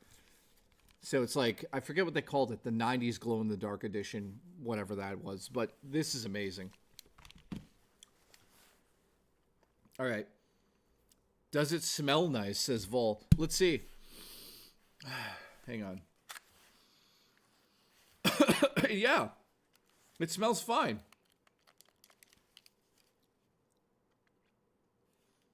David says, I originally wanted the analog pocket, but they were out of stock on their website. So I had to go with the Modtro Chromatic. Oh, that one's also really good, dude. But, dude... I'm looking forward to Resident Evil 9. Guys, do you believe it? We're 27 days away from a new Resident Evil game. That blows my mind. Like, I might be a fan of it. Slightly. And by the way, I watched this finally. Listen, I love David S. Sandberg, the director of this film. He did Lights Out, Annabelle, Creation. He also did Shazam, which, whatever. But he directed this for Sony. What a shit show. I mean, you could it's like his pet project. The story is terrible. They took very small amounts of the game and tried to translate it to this. This is almost embarrassing. So I don't recommend Until Dawn. Bro, what's your favorite horror movie? Mine's Event Horizon. Dude, I love Event Horizon. That's underrated. My favorite horror movie of all time? I don't think I have an answer to that one. That's a difficult one to answer, man. My favorite horror movie of all time? I love Carnival of Souls, which most of you probably have not seen. Carnival of Souls is old school black and white. Go check out Carnival of Souls if you like Night of Living Dead. I also am a huge fan of Alfred Hitchcock films, The Birds, Psycho, Rear Window, Vertigo, all of the classics there. But I would say that Halloween is definitely up there. I grew up watching that nonstop. I would say The Thing, a lot of John Carpenter movies. The Thing, Halloween, the originals, of course. I would say that those are in my top 10. I also grew up on Scream. You know, that was my movie growing up. So Scream is super meaningful to me, as you guys can take a wild guess. So I love Scream. Trying to think of other strange movies. Like, Blair Witch Project's definitely up there for me as well. I grew up with that. Creep Show, Night of the Living Dead, Dawn of the Dead, Day of the Dead, of course. Even Land of the Dead is not terrible. It's not his best, but it definitely is up there. What else would I say? Favorite horror movies of all time? Exorcist 3. I'm going to say this. I prefer Exorcist 3 over Exorcist 1. And some of you are going to be like, excuse me, what the fuck did you just say? But in terms of filmmaking, I love the third Exorcist. I think it's, if you took Exorcist 1 and threw in David Fincher, that's what you'd get. You'd get Exorcist 3. I love Exorcist 3 just a little bit more than the first Exorcist. I love Poltergeist, yeah, Child's Play, Sixth Sense. I agree with those. Holezilla, when's your movie coming out? My movie's coming out this fall. Thank you, Holezilla. Devil's Reject, nay or yay. Yes, dude. I'm going to see Rob Zombie this September. So yeah, I love Rob Zombie as well as a filmmaker. The Mumpsters was okay, which, some of you are like, ooh. I love House of a Thousand Corpses. I love Devil's Rejects. 3 from Hell is okay. Kind of got a little sad at the end there. Like, obviously Sid died, so you can't really do a third one without him. Drag Me to Hell was really good, says Sheetrock. Yeah, I do. Dude, so Sam Raimi was doing some Q&A lately, and they were like, why haven't you done a sequel to that? And he basically said that, like, he doesn't know. Hang on. Why the fuck is this one not playing? So Sam Raimi said, I can't wait for when the younger crow goes bald. I'm going to be relentless as fuck. Yeah, absolutely, dude. So, Insomniac, nice to see you, my friend. Thank you, man. Cheetah Man as well. Who else we got here? Dino, thank you. Rain, thank you.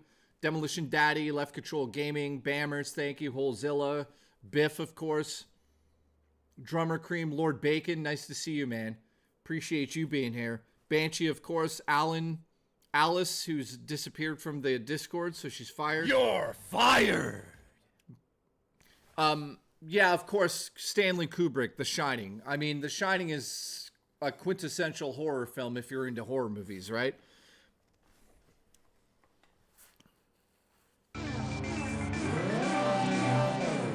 You son of a bitch. Every single time, man. This legend has supported me every single time I stream, man. Can you guys do me a favor? Raw Dakota. thank you for the support, man. Because of you, I'm able to do this show. Because of you, I'm able to make movies. Because of you, I'm able to get mental help. You know, because of you, I'm able to help other people in the community, which is one of my favorite things to do, man. In life, I love helping other people. It gives me something that you can't get anywhere else. To help somebody else feel good in life is what life is truly about. Everyone's always like, what's the meaning of life? The meaning of life is to make someone else's life better than yours that is either in a predicament or has some sort of obstacle that they can't get over. Life is difficult for everybody out there, and I appreciate you guys honoring me, putting me in a position where I'm able to help other people. I think for the last year and a half, I've bought people's birthdays. I bought people games, the Christmas stuff we've done, all of that stuff. You know, I'm only able to help people and give back to the community because of you guys. So Raw Dakota, seriously, thank you, dude. You're one of the people that's helping me give out games for people's birthdays. And I think it means a lot to a lot of people out there. Like the other day, it was Omar's birthday, and I said, dude, send me your wish list. The only reason I'm able to do that and look like this really nice person is not me. It's fucking Raw Dakota, guys. It's not me.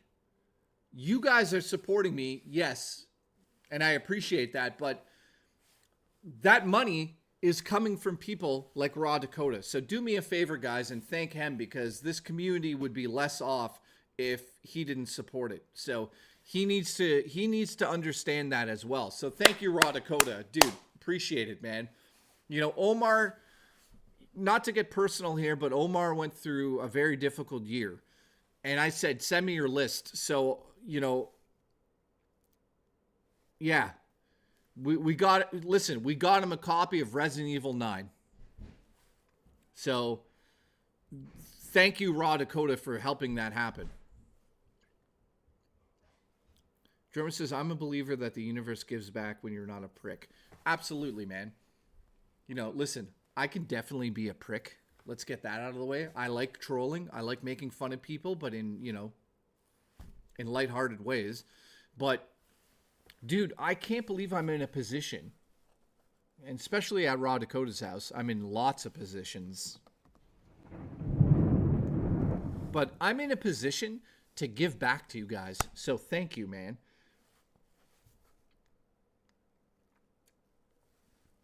Yes, Rain, we're going to now sacrifice. We're going to now sacrifice him. Jay, ever watch The Fog? Of course, dude. How much to remove the hat, says Siegfried. Jesus Christ. Somebody donate $500. I'll take my hat off. Go ahead. There you go. 5 bills right now. I'll take my hat off. You guys happy? Bet. Let's go. Dead man, let's see it. Drop the 5 bills. I'll take the hat off right now. 5 bills. $500. I don't know why you guys keep asking me to take my hat off. You know what? If you guys watch my shorts, bro, I got negative money. Well, listen, then don't ask for it. David, thanks for the question. Says, have you ever watched X-Files? Dude, I've watched X-Files since day one. I have the full set. I love it. What you guys don't know is this is a wig. I've had a wig on this whole time, man. So shout out to the wig people. Love you guys. Side winner says, I'll put down $5. Okay, Side, put down the 5. Let's go.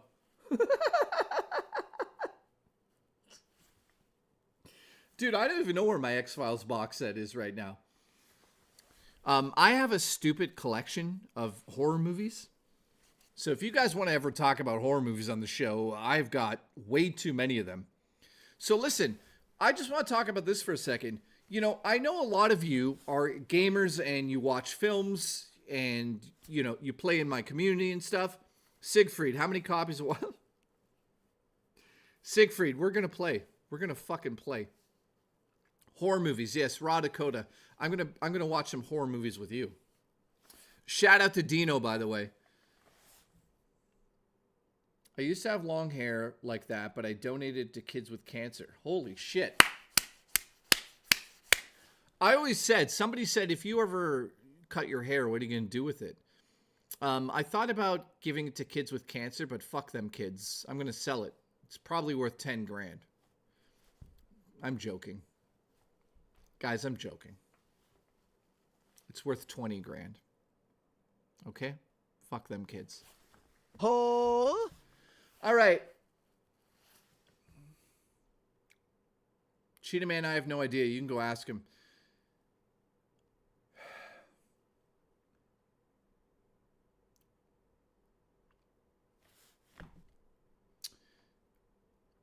Dino is bald. Are you bald? I don't think so. You know what's incredible right now? I have this community of just mods. Like, look at all these mods.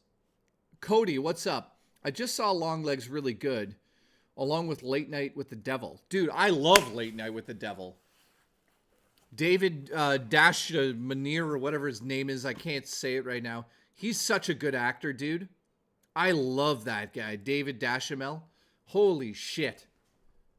My ass is balding. Well, you better get that fixed. So, I like, you know, if you guys want to know, like, weird stuff that I'm into. Well, that sounds weird. What I mean by that is if you guys want to know the weird movies I like, check this one out. This is from Australia. It's called Lake Mongu. It's literally a found footage film or a documentary. And it's such a weird film. But this was super fucking expensive. But guys, I love movies, man. I live for movies. Movies have been the one thing, other than music, movies have been absolutely a pivotal part of my life. Let me make this a little bit bigger. I think it looks a little small here. There we go. By the way, shout out, 14 gifted members. Thank you, guys. I appreciate that very much, man. You know, you guys will notice we haven't done any goals or anything at the beginning of the year here. And we will get back into doing that, and I'll stay later and all that stuff. But thank you. Okay, what's this? Paradox, thank you for the support, my friend. What's he saying?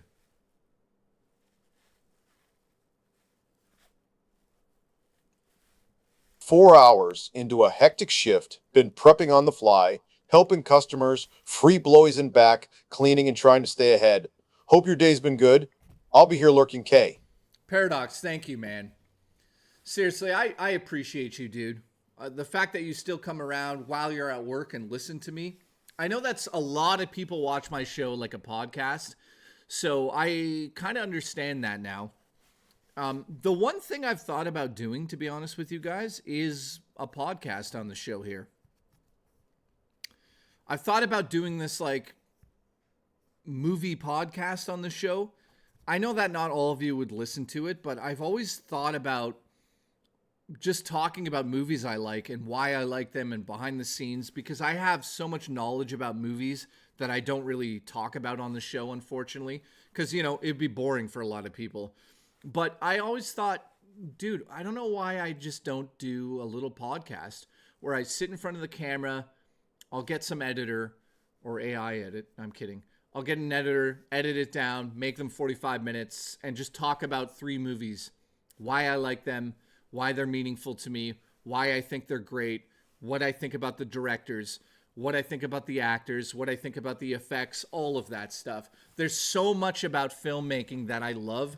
Obviously, you guys know I'm a bit of a cinematographer / director. I'm more of a cinematographer than a director, believe it or not. And making my movie, I learned some valuable lessons. It only cost me $18,000 to learn these lessons. But I can finally say, after all of this time, I have a movie coming out this year. And I have nobody to thank but you guys. Without Rich firing me, so thank you, Rich. Appreciate it. Without you guys supporting me, I would have never been able to save up that much money last year. And to make a movie like that, is ridiculous. I don't know how I did it. You guys actually watched some of the behind the scenes when I was making it. I appreciate all the people that tuned into those streams. Those streams are seriously probably my favorite things to watch, because not because I'm in them, but to watch the actors work, to watch everybody on set work together, the crew, the special effects, makeup.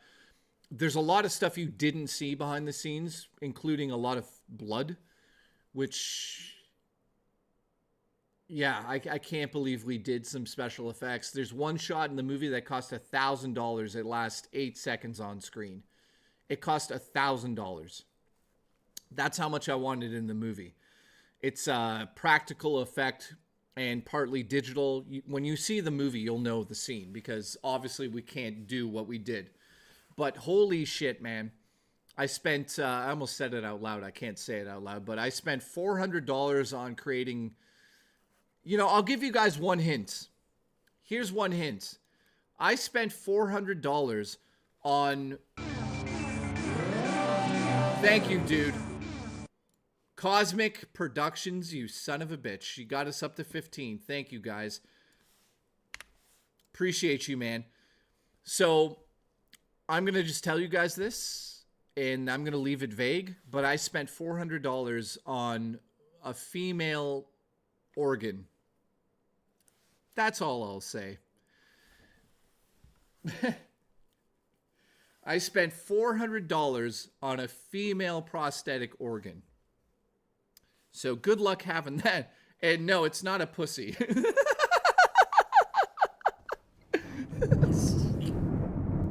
I didn't. No. It's it's not a prosthetic pussy.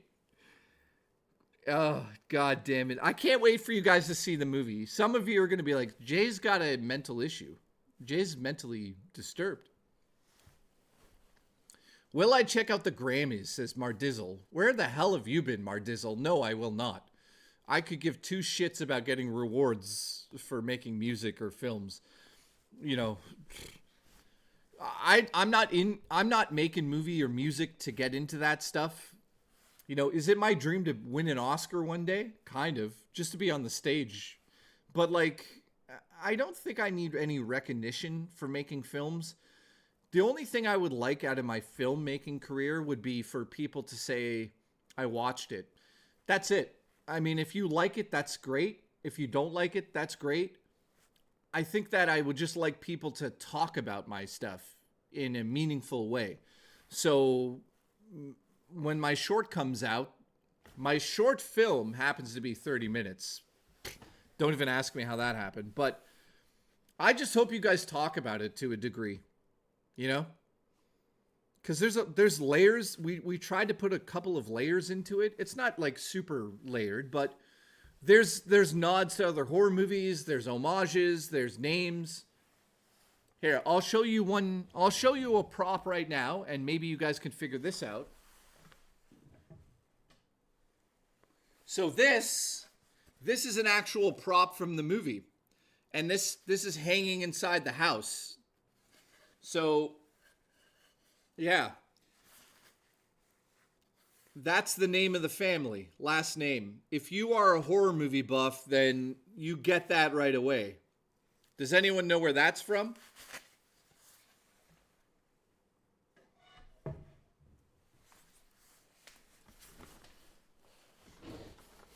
There you go. Got it. Cheetah Man got it. That's a homage to Halloween and also Scream. So I thought, what do I name the couple? So the lead character, which I don't think I've ever told anybody this, is Emma Loomis. So her name's Emma Loomis in the film.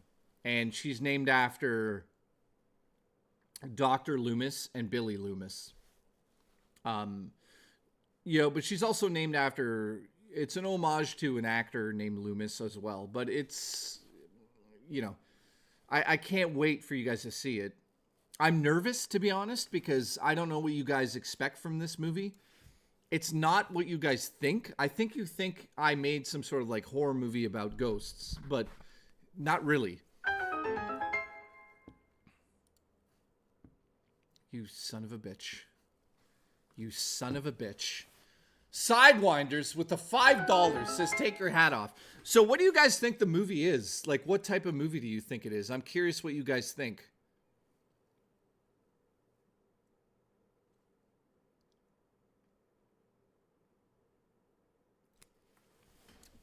Sean, nice. Thank you.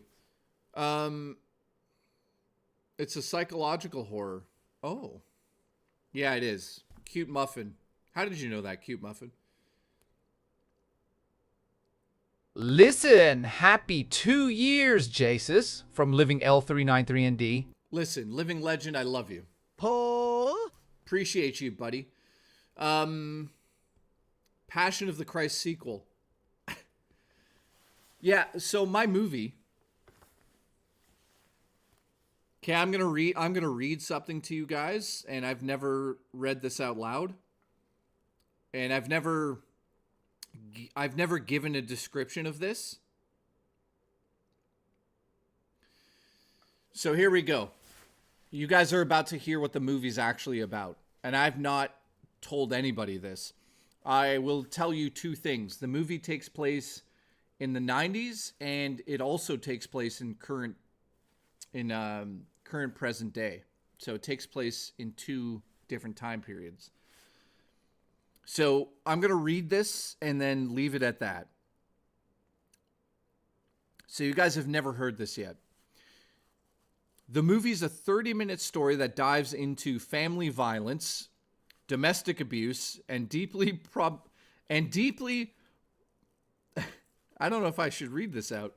And deeply I don't know. I don't know if I should read this out.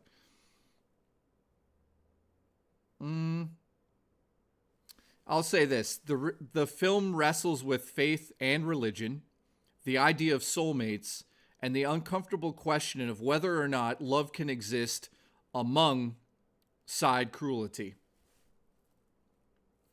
Cruelty, is that a word?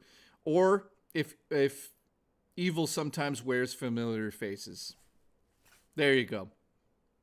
I'll keep reading this. It wasn't an easy film to make. The subject matter is heavy. It's personal. It's unsettling, both by design. I wanted it to be unsettling. I wanted to explore how belief systems can both save and suffocate us, how people justify harm in the name of love or faith, and how violence doesn't always look loud. It can be quiet, routine, and terrifyingly normalized. The film doesn't offer simple answers. It sits in a gray area.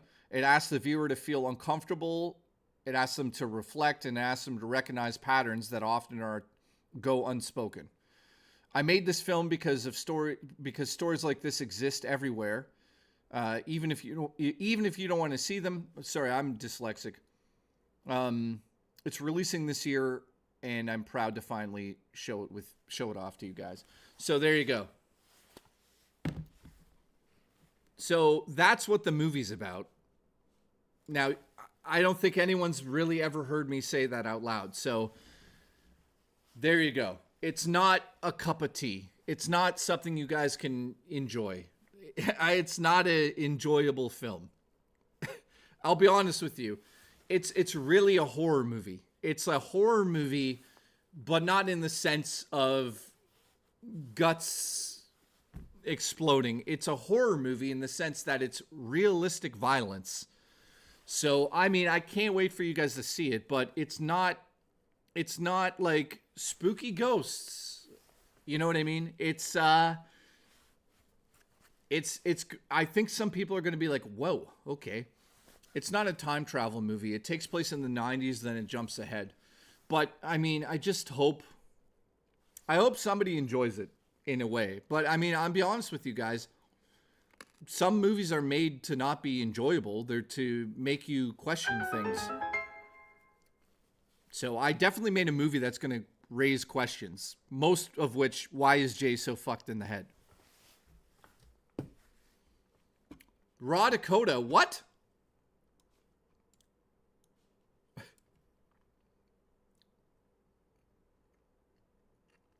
Is it going to read that out loud? Goddamn TTS bullshit.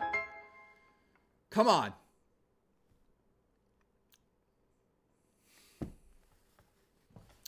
So I'll show you guys one more thing. And then you guys can remember what I'm showing you right now in when it comes out. Hang on. I'm going to read that super chat cuz it didn't fucking work.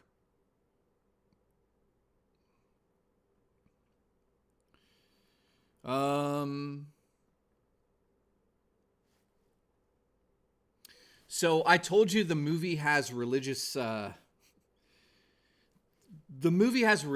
themes, but it's not a religious movie. I mean, it has religious themes in it. But I just want to show you one drone shot. And I want you guys to know that I put a lot of work into hiding religious visuals into the film as well. So this is actually a drone shot of a car turning a corner. And if you look closely, I mean, it clearly is a cross. But, you know, I really went out of... this is the only one I'm going to share with you guys because I hid stuff all over the movie. But, you know, it's kind of obvious that that's a cross in the movie, and that's kind of the point of that shot. You'll see when you see the movie. But I definitely put a lot of symbolism into the film, visually speaking. So I hope you guys, when you watch it, you'll see that there's stuff like that in the film. I want it to be multi-layered. I want you guys to think about it, so I'm looking forward to it. All right, so it's not fucking reading that. Been thinking about writing a story. I made a basic story in my head over the years. I'm just not sure how to apply it to a book format. You know what? I would love to hear your story, man. Like, I'd love to get on Discord with you if you'd be willing to share it with me. I'd love to fucking steal it and make it movie. No, joking aside, I'd love to, man. Where's the movie being released? I haven't figured that out Been thinking yet. about writing a story. I have made the basic story in my head over the years. I'm just not sure how to apply it to a book format. Well, you know what? You're never going to get anything done unless you do it. So you got to start. I'd love to hear your idea, dude.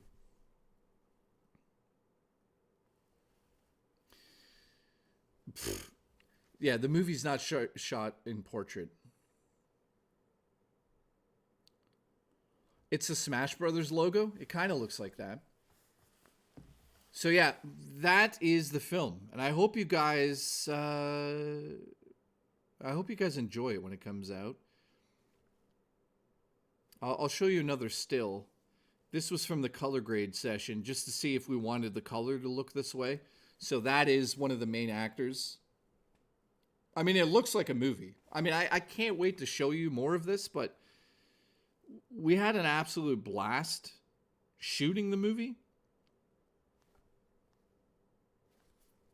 But I'm really proud of how it looks. This is a screenshot like of the screen, but it really looks like a movie. Any other screenshots I want to show you this? No. I'll show you one more still. I think I've shown this before, but that's a still out of the movie as well. It's got some good lighting. I'll show you one more. Two more. Ready? This is the main actress, Shelby. She's so fucking talented. That's a shot out of the movie. Here's another shot out of the movie. Which one am I going to show? This one? So this is from when we jump ahead in the movie. So anyways, yeah, I'm looking forward for you guys to see this. I can't show that. That's a bit of a spoiler, but yeah, we shot a movie, man. I can't believe we shot a movie. I really can't. It sucks that my Oma and Opa, my Opa passed away.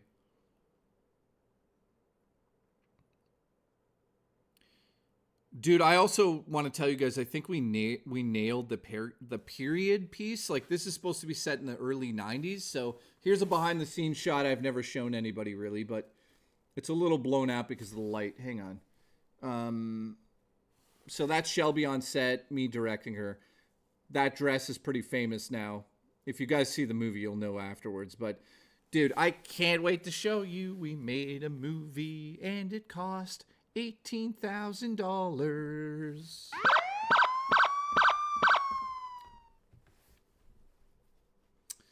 The Future Retro says, you look like you have a real talent for filmmaking. Thank you. I mean, you haven't seen anything yet. I mean, I think I know how to make a movie. Is it good? I honestly don't know. I'll be honest with you guys right now. It's not perfect. There's definitely things I see that I'm like, whoa, I fucked that up. For sure. You know, making this movie makes me want to make another movie because now I know what I'm doing to a degree. So it's yeah. It's weird. How did I land on video game stuff? Dude, I don't know, man. I always wanted to make movies growing up. All of my friends went to film school, but I was the one that spent the money on the gear. So rather than going to film school, I bought cameras and lighting and all that stuff when we were younger. But, you know, if I'm being open and honest with all of you that watch my show at the moment here, the number one reason why I never got into filmmaking earlier, I would say, is depression. I got in my own way. You know, I'm 45 years old almost now, and now I'm making movies. So, you know, I should have done it about 30 years ago, it feels like. But I feel like, you know, I didn't deal with my anxiety. I didn't deal with my depression. I didn't deal with my mental state, which caused me to procrastinate. 1 year goes to 4 years to 10 years. And all of a sudden you're 45 years old and you're like, what am I doing with my life? So, you know, if this helps anybody out there that's like 23, 25, 30 years old that wants to make a movie or do something creative out there, life is short, man. I remember being 20 years old and it was like yesterday. Now I'm 45 years old. Like my life is half over, you know, and I don't regret what has happened here, but I mean, I do regret one thing. I should have got mental help a lot sooner. So if you're sitting out there right now and you're not doing much with your life and you're wondering what should you do with your life, you should go get mental help. Go get a therapist and figure out what you want to do in life, because things like that, making a movie after the fact, that's what you live for when you get older. You want to do things like this. And it's, you know, relationships, my career, my movie making, my YouTube channel, all four of those things have suffered because I was not ballsy enough to get help with my own issues.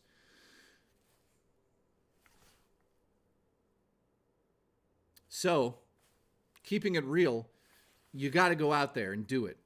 So if it means you want to make a movie, stop procrastinating. Raw Dakota said he wants to write a book. Write the fucking book, dude. You're the only person stopping yourself from doing it. You think Stephen King would be where he is if he never picked up that pen and started writing? You have to start somewhere, and sometimes it means just pushing a button. Make it happen. You have to start small. You know, for some people it's overwhelming to be like, I want to make a movie, I want to do this and that and that. Start small. Just come up with like a line from the story. All right, is that White Lando? No, it isn't. Peeps on their deathbeds usually regret not doing things. Yeah, so, you know, you guys know Murray. Murray told me that when people die at old age, because she takes care of old people, the number one thing that old people always complain about is, I wish I did that. I wish I did that. I wish I told that girl I was in love with her. I wish I married that girl. I wish I did this. I wish that I did that. Dude, you have to turn a corner or you're going to end up like that. You're going to be on your deathbed wishing you fucking made a book or a movie, and you're not going to do it. So do you really want to feel that way, knowing that you're 90 years old and you're about to die and you didn't do what you should have done? Why aren't you doing it? So that's what happened to me. I thought, you know, thank you, Rich. You fired me. I'm entertaining enough for people to support me, you guys. So I'm going to take some of that money and invest it in me. And boy, oh boy, was it fucking expensive. But I can now say I made a movie. I'm a filmmaker now. Whether you like it or not, that's my title now. I'm a musician, filmmaker, artist, whatever you want to call me. I'm now that. Nobody can take that away from me. You guys can laugh and be like, you're not a filmmaker. You didn't do shit. I made a movie. That's all you need to do. If you look at Spielberg, Kubrick, any of those classic directors, they just made a movie. They just made movies. That's it. That's what I did. I'm a filmmaker. It's tough for me to say that now, but I am a filmmaker. So, what are you guys going to be? What are you guys going to do? You want to be a filmmaker? You want to write books? You want to make video games? Go ahead. Go do it. I did it.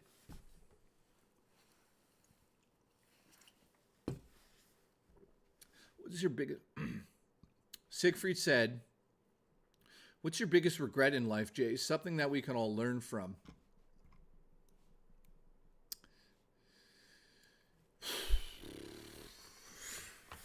I have a big regret.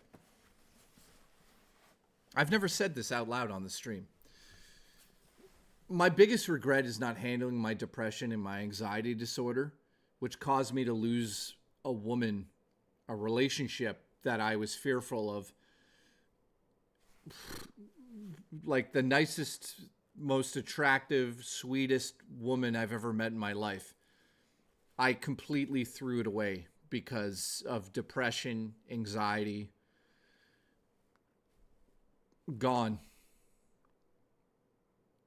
That's my biggest regret. So do I have somebody in my life like that? Yes. I shouldn't have let her go.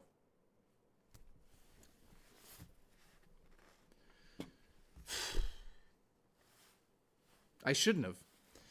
I should have fucking handled it. I didn't handle it and threw it away. I literally threw her away. I was dating a girl for a long time. We didn't live in the same area. And she was willing to literally uproot her life and move down here to be with me and like create a life together. And because of my anxiety and my depression and my fear of that, I let it go. I literally let her go. And it is definitely my biggest regret in life. I shouldn't have done that. You know, because I listen to me very closely, guys. Listen to me very closely, to the men right now, or women, whatever you are. Listen to this very closely. You may think that you're going to meet somebody in life, but I honestly, truly believe that you only have a limited amount of time to meet somebody that's going to be there on that level for you. And if you fuck that up, you're going to regret it for the rest of your life. And I did do that. So I've never talked about that on the stream, and I fucking flat out fucked that up. Do not fuck that up, guys. If you learn anything from my show, do not let the girl go. And I don't mean put her in a cage and lock it. I mean, if you have the opportunity to marry the girl of your dreams, fucking marry her. Don't let her go. Especially looking back, knowing how much she cared about me. God, that fucking hurts. It hurts. I'll never get over it for the rest of my life. Ever. So, if there's a girl out there that's in your hands and you guys are meant to be, do not let that go. This is Agatha? No, it's not Agatha. Biff, how the fuck do you remember that name? Yeah, I learned early in life, man, you have to... Okay, here, ready? Nobody in life is coming to help you. Nobody's going to help you. You have to figure it out on your own. People might come into your life and help you gradually. They might come and help you in a big, bad way. But at the end of the day, you guys are accountable for the choices you make in life. So, if there's a girl out there that you want to ask out, there is no fucking reason not to ask her out. If she says no, too bad. Too bad for you, buddy. There's so many people out there. You're going to meet so many people in your life. You're going to meet so many fucking people. But when you find that one person, that you know you're supposed to be with. I don't care how fearful you are, how depressed you are, your anxiety. You have to fight for that. If you don't fight for that, you will regret it for the rest of your life. And I will regret that for the rest of my life. Nate says, what if I'm gay? That guy's gay. Thank you. If you're gay, then you'll regret being the same position I'm in, except for a man. So there you go. Do not let the girl get away. That's what I'm saying, man. I could have married that girl. I'm so...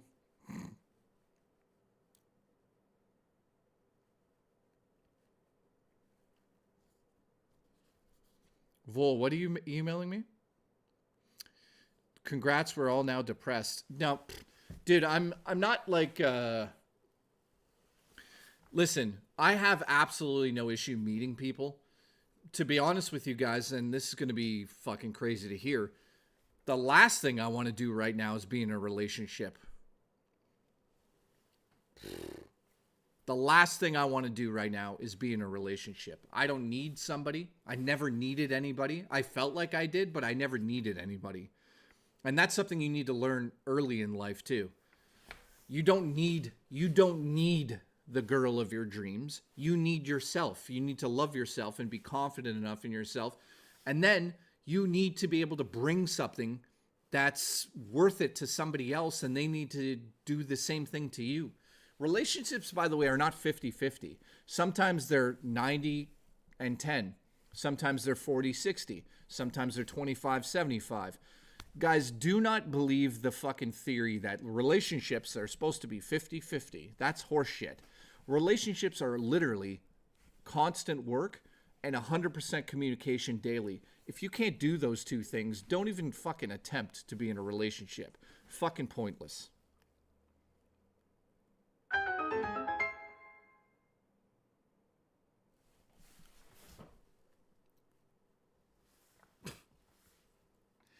Jesus Christ. What is this? Living legend, you son of a bitch.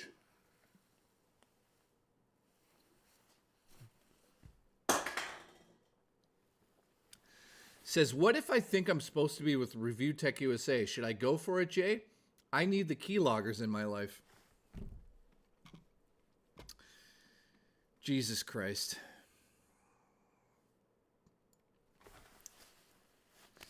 So yeah, listen, I hope that what I'm telling you guys actually helps some people out there. It doesn't just apply to women. I know most of the audience are males looking for females, but it doesn't just apply to that. It applies to everything. You know, mental health, your mental health is the most important thing in your life. The person that you're with is not. This magical idea that you're supposed to throw everything at this other person and give yourself to this person and make vows and all that. That's, guys, I'm being honest, that's horseshit. You need to do that to yourself first. What are you fucking doing back there, you lunatic? You need to do that to yourself. Then, and only then, will you be mentally prepared to be in a fucking relationship that lasts longer than 6 months. So it's on you guys now. You guys decide. You guys want to be happy in life, then you need to be happy in life on your own. That's something they don't teach you in school. I'm 45 years old. Half my life is over now. If I give you any advice, that's my advice. If you wake up in the morning and you feel a sense of dread, that's not fucking good. You think some girl's going to want to be with that? You have depression and you're not handling it? You think some girl's going to want to deal with that? You're not going to want to deal with it. Why do you think that you're going to find somebody and it's like, okay, they're just going to accept my flaws? You need to be the best version of yourself before you can present yourself. It's that simple. All this nonsense we're taught growing up that, oh, people are going to accept your flaws. Yes, they might to a degree. But I'm talking about the serious flaws here. I'm not talking about you don't do dishes. I'm talking about the mental health part of society right now. Everybody is going fucking crazy. Video games suck. Movies suck. Politics suck. The United States is split in half. The world's fucking shit. You turn on TV, it's terrible. you need to focus on yourself, your family, and make sure that you're mentally taking care of yourself right now. Not to go on like fucking a rant here, man, but listen, I don't think other YouTubers are going to go online and talk about these things. You need to be okay with yourself before you can be okay with somebody else. So do the work and it'll pay off. It's just like anything else in life. If I didn't do the work for the movie, then the movie wouldn't exist.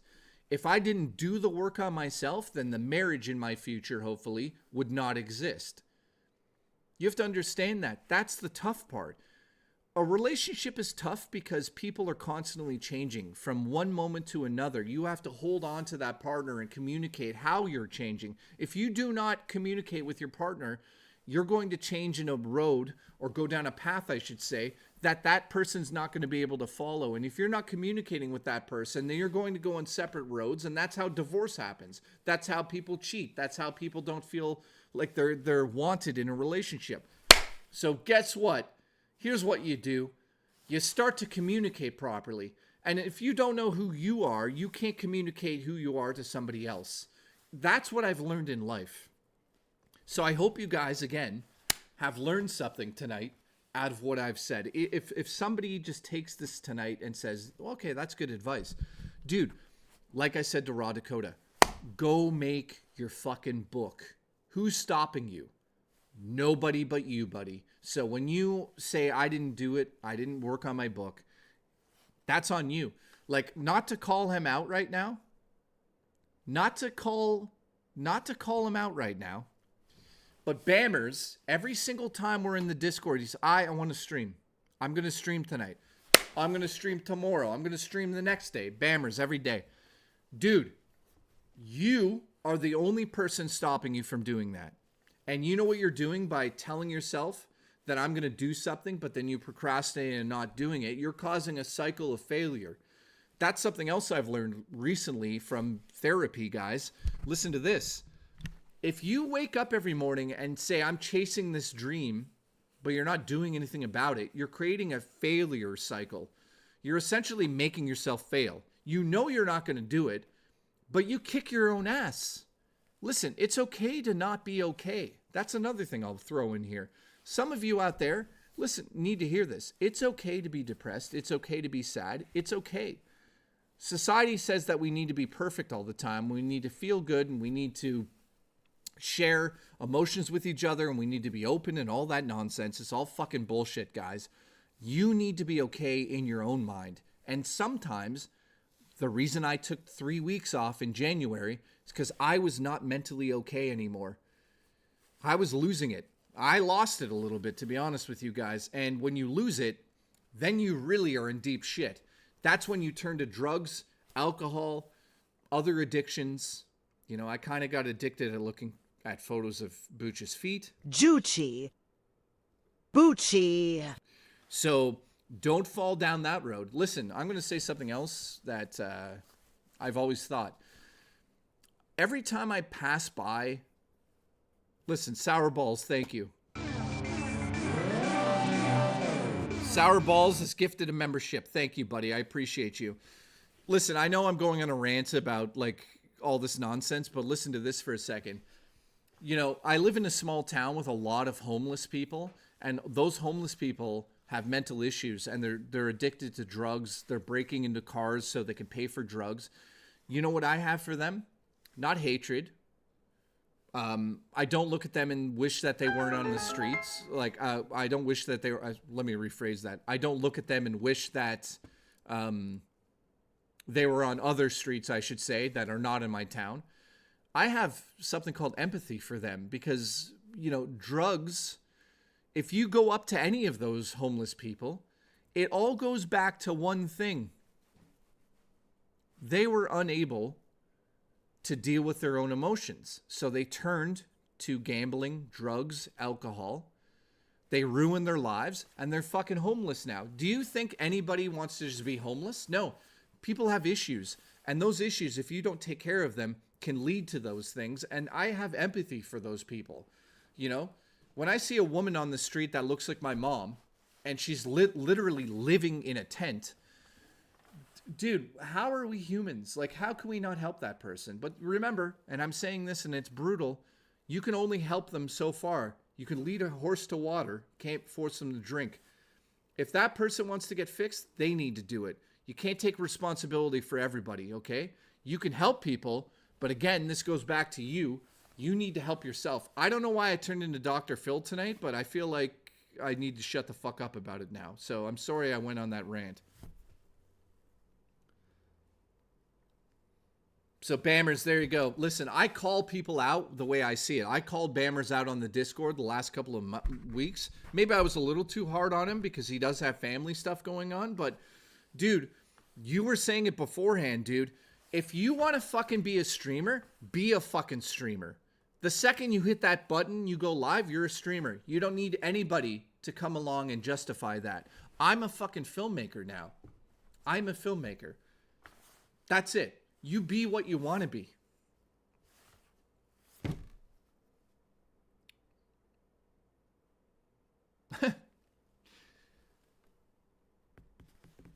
Release the Booch files. Dude, you know what the Booch files is? It's like 45 pages of the FBI talking about him pissing in old women's wallets. Juchi.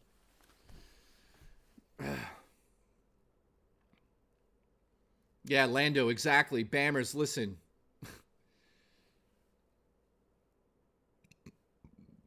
I was holding off on streaming until my channel got monetized. Well, sounds like you want to make money. So if you want to do that, man. Sidewinders, thank you, dude. Dogster, I appreciate you. Nate says I'm colorblind. Really? For real? Dude, I can't imagine that. My channel's monetized, says Bammers. Nice. I can't imagine being homeless in Canada winter, says Biff. Dude, it's... You know, here's the other thing I'm going to say. Going on the internet and saying you're going to help people without physically helping them in some way, just going on the internet and saying like, I stand for this, I stand for that. I hate to say this, but you're doing jack fucking shit to actually help anybody. So I do my best, guys. You know, when it's somebody's birthday and they've went through something rough, the least I could do, especially if they're, you know, supporting me, is buy them a fucking video game. Like, I feel pathetic. I wish I could do more for everybody out there, but I do the most I can. At least, listen, at least I'm not one of those YouTubers who's like, I'm going to do this and then not do it. I mean, listen, over the 2 years, I know that you guys guaranteed are probably a little upset with me because I've promised a lot more streaming than I've done, but I've been very open on why I haven't streamed. I haven't streamed because mentally, I'm not here. So I needed to go and fix myself, and I think you guys probably have noticed over the last couple of days of me streaming, I definitely am a different person.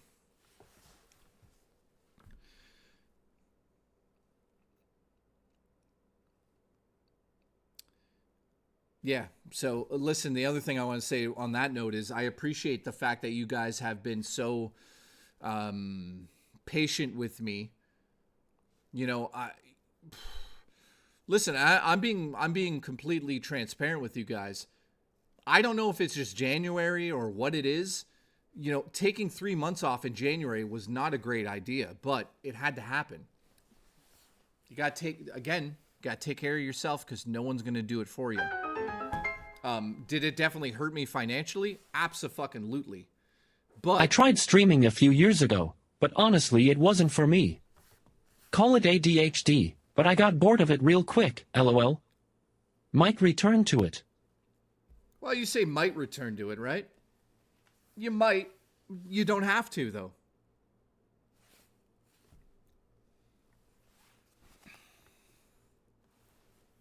You know, I feel like eating chicken wings, man. I'm actually hungry. Sean Block says, you're probably the only real person on this YouTube space, Jay. I don't know about that. There's a lot of real people. You know, the only reason I have a viewership is because I'm who I am, and that's the most rewarding thing. If I went on the internet and pretended to be somebody else, like a character, and I was successful that way, I would feel like shit because it's not me. I've created a character, an entity, or whatever you want to call it. I'm as real as possible. You know, I really have nothing to hide.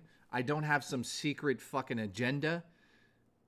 I don't have any major secrets other than the feet pics I took with Booch, which, you know. Juchi. You know, I don't have any major things. There's nothing hiding here. I haven't killed 6 hookers. Maybe 7. No, that's a joke. But I like to keep it real. Could you act like DSP for a week? I've actually thought about doing a DSP stream where I just basically beg for money. You know what I mean? Guys, listen, we only have fucking 16. You know what? It's been 2.5 hours. Seriously, it's been 2.5 hours. I only have 16 gifted memberships. You know, this is honestly, it's really pathetic. 16 gifted memberships? Really? That's it? After all that knowledge I gave you? I need to go buy groceries.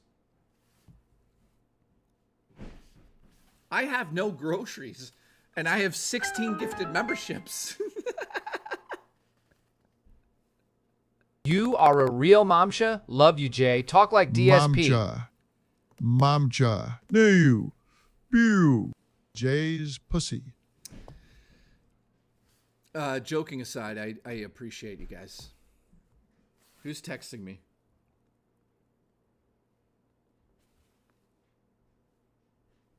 My cousin. Mail out some spoons. Sean says I canceled my rich membership. Well, that's up to you. Support buddy. for King JSP. Listen, thank you. Appreciate it, guys. Seriously, can we at least get to 25 gifted memberships tonight? Like, what is the... Seriously. Unbelievable. Hang on, my cousin's messaging me.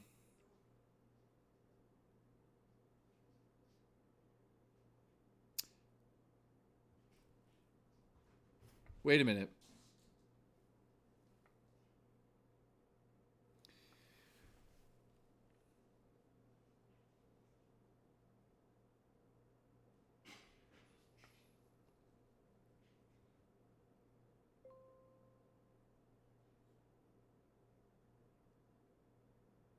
Oh, wow. My cousin just... So my cousin... This is crazy. My cousin is... Sorry, guys. My cousin is...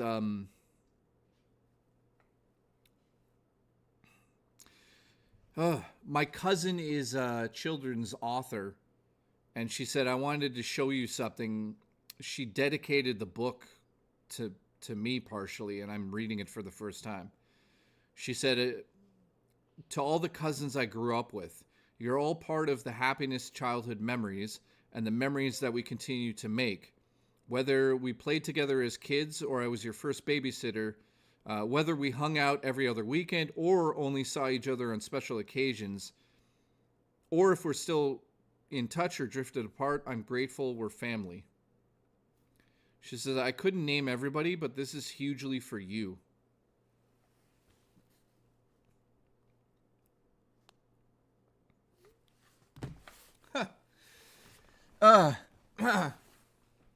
Well, there's that.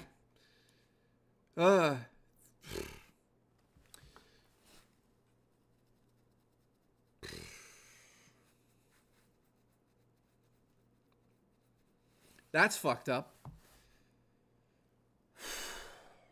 I'm not going to cry on stream. I do that enough. By the way, I'll do that in a couple of weeks at the 2-year anniversary. Listen, I got to put some beats on to cry right now. Well, that's really nice to hear, man. Huh. Wow. Yeah, you guys don't know. My cousin is a children's author. She created a book. And it's like fucking taking off. And she just fucking said that that's mostly for me. But she didn't want to name names.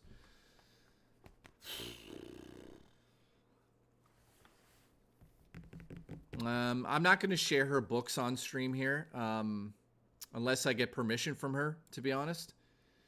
So we'll see. She says,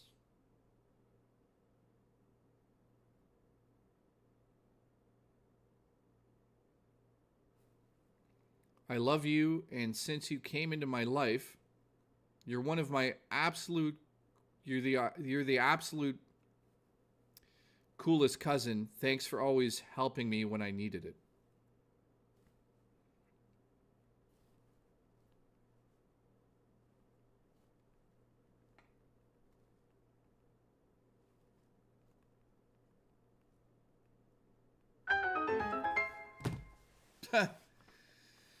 Oh, man.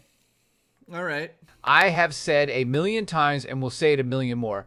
I love you, Jay, and you always will have my support. I appreciate you, man.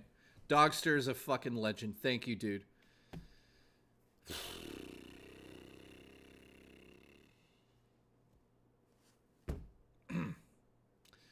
That's nice to hear, man. Growing up, my mother said it now recently, but it didn't really. I don't know if my mom's here. I apologize to say this, but like, I'm just being open with you guys. Growing up, I didn't hear stuff like that a lot. I mean, my mom said a lot of nice things to me, but I mean, when it came to accomplishments and things like that, I definitely didn't hear that, especially from my dad, who's non-existent in my life. But, you know, my mom did the best she could. But, you know, I don't know how to accept things like that, but damn. That's fucking crazy. Like, I don't, you know, I helped her. So my cousin came up with a book. It's a brilliant book. She went to school for, my cousin went to school for like, I don't even know what the technical term is called. She basically is like a psychologist for children. So she wrote a children's book. And she asked me, because I have a filmmaking background, to do the Kickstarter videos. Well, I made sure the Kickstarter videos were like professional grade. And I forced her to act differently in the videos. She didn't understand why I was doing that, you know. And I told her that the only way this book is going to, by the way, the book is extremely successful in Canada. I'm not going to say who it is yet. I'm going to check in with her. But the Kickstarter video, I explained to her, I was like, if you want people to invest in this, I believe in the book and I think it's really good for children. But I said basically, if you want people to invest in this, you need to be emotional in the fucking video. You need to essentially take all the passion you've ever had for this book and put it into this video now. So I need you to act like you're somebody you're not. You need to touch the hearts of people out there if you want them to connect to you and your book. And boy, oh boy, she nailed that Kickstarter. She made like $10,000 the first Kickstarter, which, you know, to some of you out there, you're like, well, that's fuck all. But the first Kickstarter got her into the bookstores, and the second book got her into Scholastic, as some of you may know. And now the third book, she's in like chapters and she's everywhere. And I think she's going to be extremely successful, like extremely successful. I see that happening for her, you know, and she's the brilliant one. I'm just the goofball that filmed it. So it's not my sister, it's my cousin. My sister, though, she's married with a kid. So congratulations to her as well. Congratulations.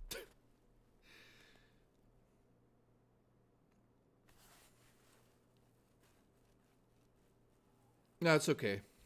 Mamja. No, I haven't. My sister lives like 3.5 hours north of here, and it's fucking impossible to get out there. This summer for sure. I owe my what would he be? Brother-in-law? What would what would my sister's fiance, my sister's husband be to me? My brother-in-law? Yeah, brother-in-law. I got to take like $500 cash up to him. Oh shit, Dr. Phil's in the chat. Put yourself in abundance of success in the mindset and the universe will try to meet that energy. Yeah, dude. BRS, weren't they, dude? Yeah, Raw Dakota. They live like 45. Sorry, an hour. Sorry, I'm a little shaken up by this, but yeah, she lives like hours and hours and hours away.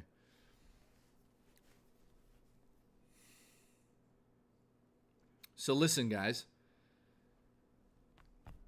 I don't know how we got into this like inspiring bullshit talk. I'm going to be honest with you. When I was depressed and I was full of anxiety over the last couple of weeks, the last thing I wanted to do was listen to somebody be like, you need to be positive. You need to step up to the plate. I would tell that person to go shut the fuck up. So I can understand there's some of you right now saying, Jay, shut the fuck up. I want to be miserable. Listen, you can be miserable, but one day you're going to wake up and be 45 years old. And you're going to say to yourself, boy, oh boy, JKB was right that time. I should have probably handled my shit before I wasted 20 years of my life. Now, did I waste 20 years of my life? No, I didn't. But I'm being honest with you guys and open right now. I wasted a large chunk of my life being woe is me. So I wish I could meet myself from 25 years ago when I was a bartender and say things are going to be okay. Because they will be okay, but you need to put in the work. No, I've never been up that far north. Would I like to go? Now, the farthest north in Canada that I've ever been, Algonquin Park, which is about 7 hours north of where I'm sitting right now. Well, that's not true. I think I've been further, but you know, into the wilderness, that's definitely where I was. There's like bears and shit up there. I don't like bears. Only bear I like is Raw Dakota, if you know what I mean. Juchi. Boochie. Jay's pussy. So listen, thank you so much for the 16 gifted memberships. I really appreciate the support to everybody that gifted memberships tonight. It really means the world to me. I just want to say this. I know we're in January and it's a slow month. And I know that a lot of people are struggling. And I want to say I appreciate everybody that, well, here we go. Stormtrooper, thank you so much. I just wanted to say thank you so much, man. And Stormtrooper, thank you. Who got that? Nobody we know. Mr. Gibbs, you're fired. You're fired! But yeah, I know how tough it is out there, and I hope that the entertainment I provide to you guys is worth the money that you donate to me. And if it isn't, you need to tell me, and I need to be better at my job. So thank you very much. What are we at? 21 now. Thank you so much for that. No, we're not getting the rave yet. Only time we're getting the rave is when we hit 50 gifted again, which will probably happen in 3 years. All right, Vapist, do you have to work tomorrow, or do you want to come over with chicken wings? You know what? Vapist probably ate. He's gonna abandon me. Watch, Vapist, did you eat? All right, Learn says, man, I'm 42 and I'm feeling this. No, I have to work, unfortunately. Son of a bitch. Vapus, which place did you bring the wings from? Those fucking delicious giant wings. It wasn't Wild Wings. What was it called? I think I'm going to order some for myself because I haven't ordered food for Wing Boys. Thank you, man. I'm going to eat some in your honor. But honestly, my voice is starting to go. And I stayed longer than I planned on doing tonight. So, yeah, listen. I'm going to say it one last time. The only fucking person in your way of achieving something that you're proud of in life is you. I've learned that the hard way. You need to go out there and you need to accomplish what you want to accomplish in life. Do not let somebody stop you. Do not let somebody talk you out of it. Do not let your negative friends stop you from being successful. Do not let people crush your dreams. Do not let people be who you are.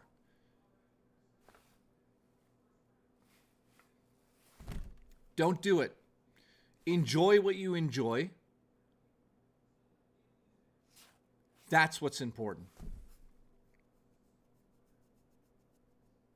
Vapus can't come on stream, so listen.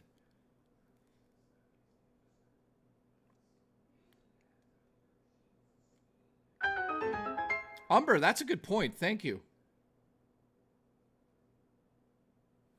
There you go, man. Stormtrooper again. Thank you.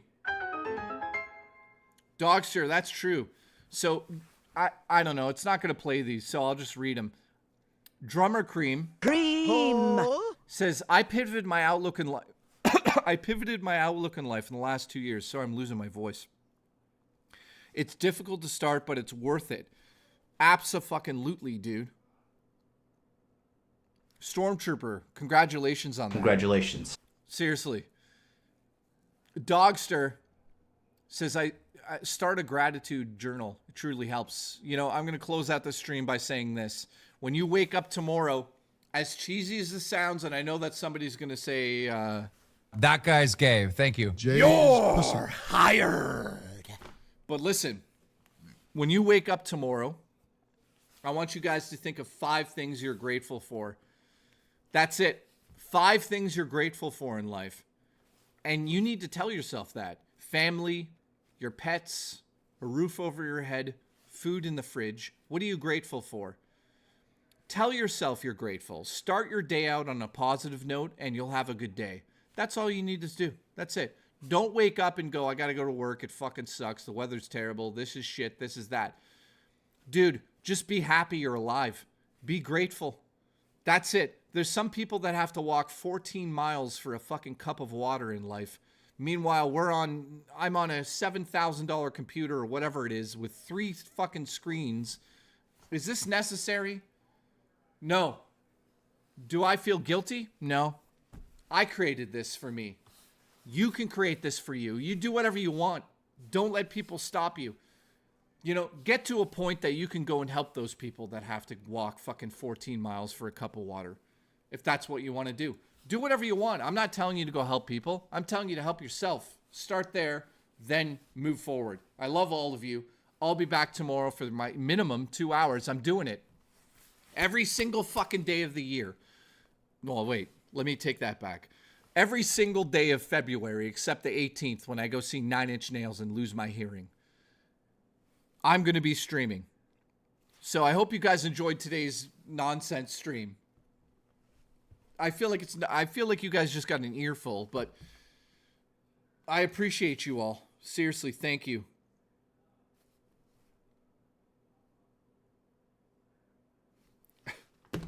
Thank you, guys.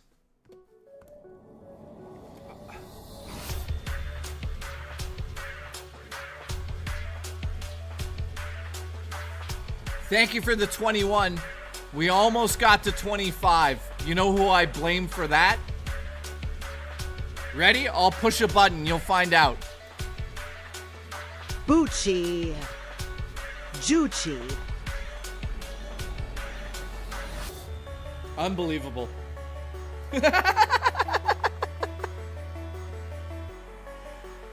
Oh, man. Thank you, Dogster, for being the last one to donate today. I appreciate it. It's bullshit we didn't get to 25, so you're all fired. You're fired. Stormtrooper, I love you. Thank you. Listen, I appreciate your cock. Thank you, my friend. Thank you, Banshee. Thank you, Siegfried. Thank you, RTU Brother Burrito. I love that joke still, that it's alive. Thank you, Satan. I love you. Thank you, Satan. That sounds awesome. Thank you. Dogster, thank you. Dogster, what? You're doing one more? I appreciate you, Dogster. Thank you, dude. Alice, thank you. Biff, thank you. Who else do we have here? Godfather, thank you, buddy. What, it's just Booch? SG, thank you, my friend.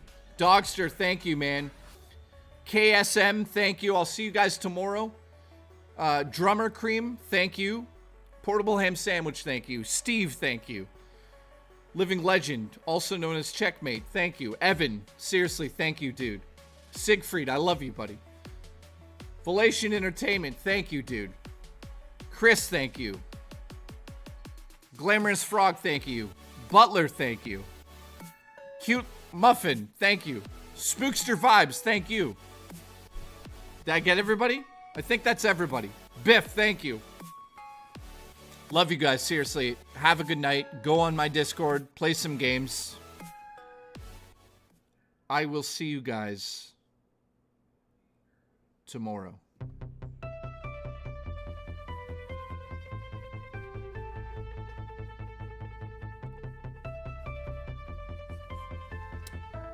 Thank you, guys.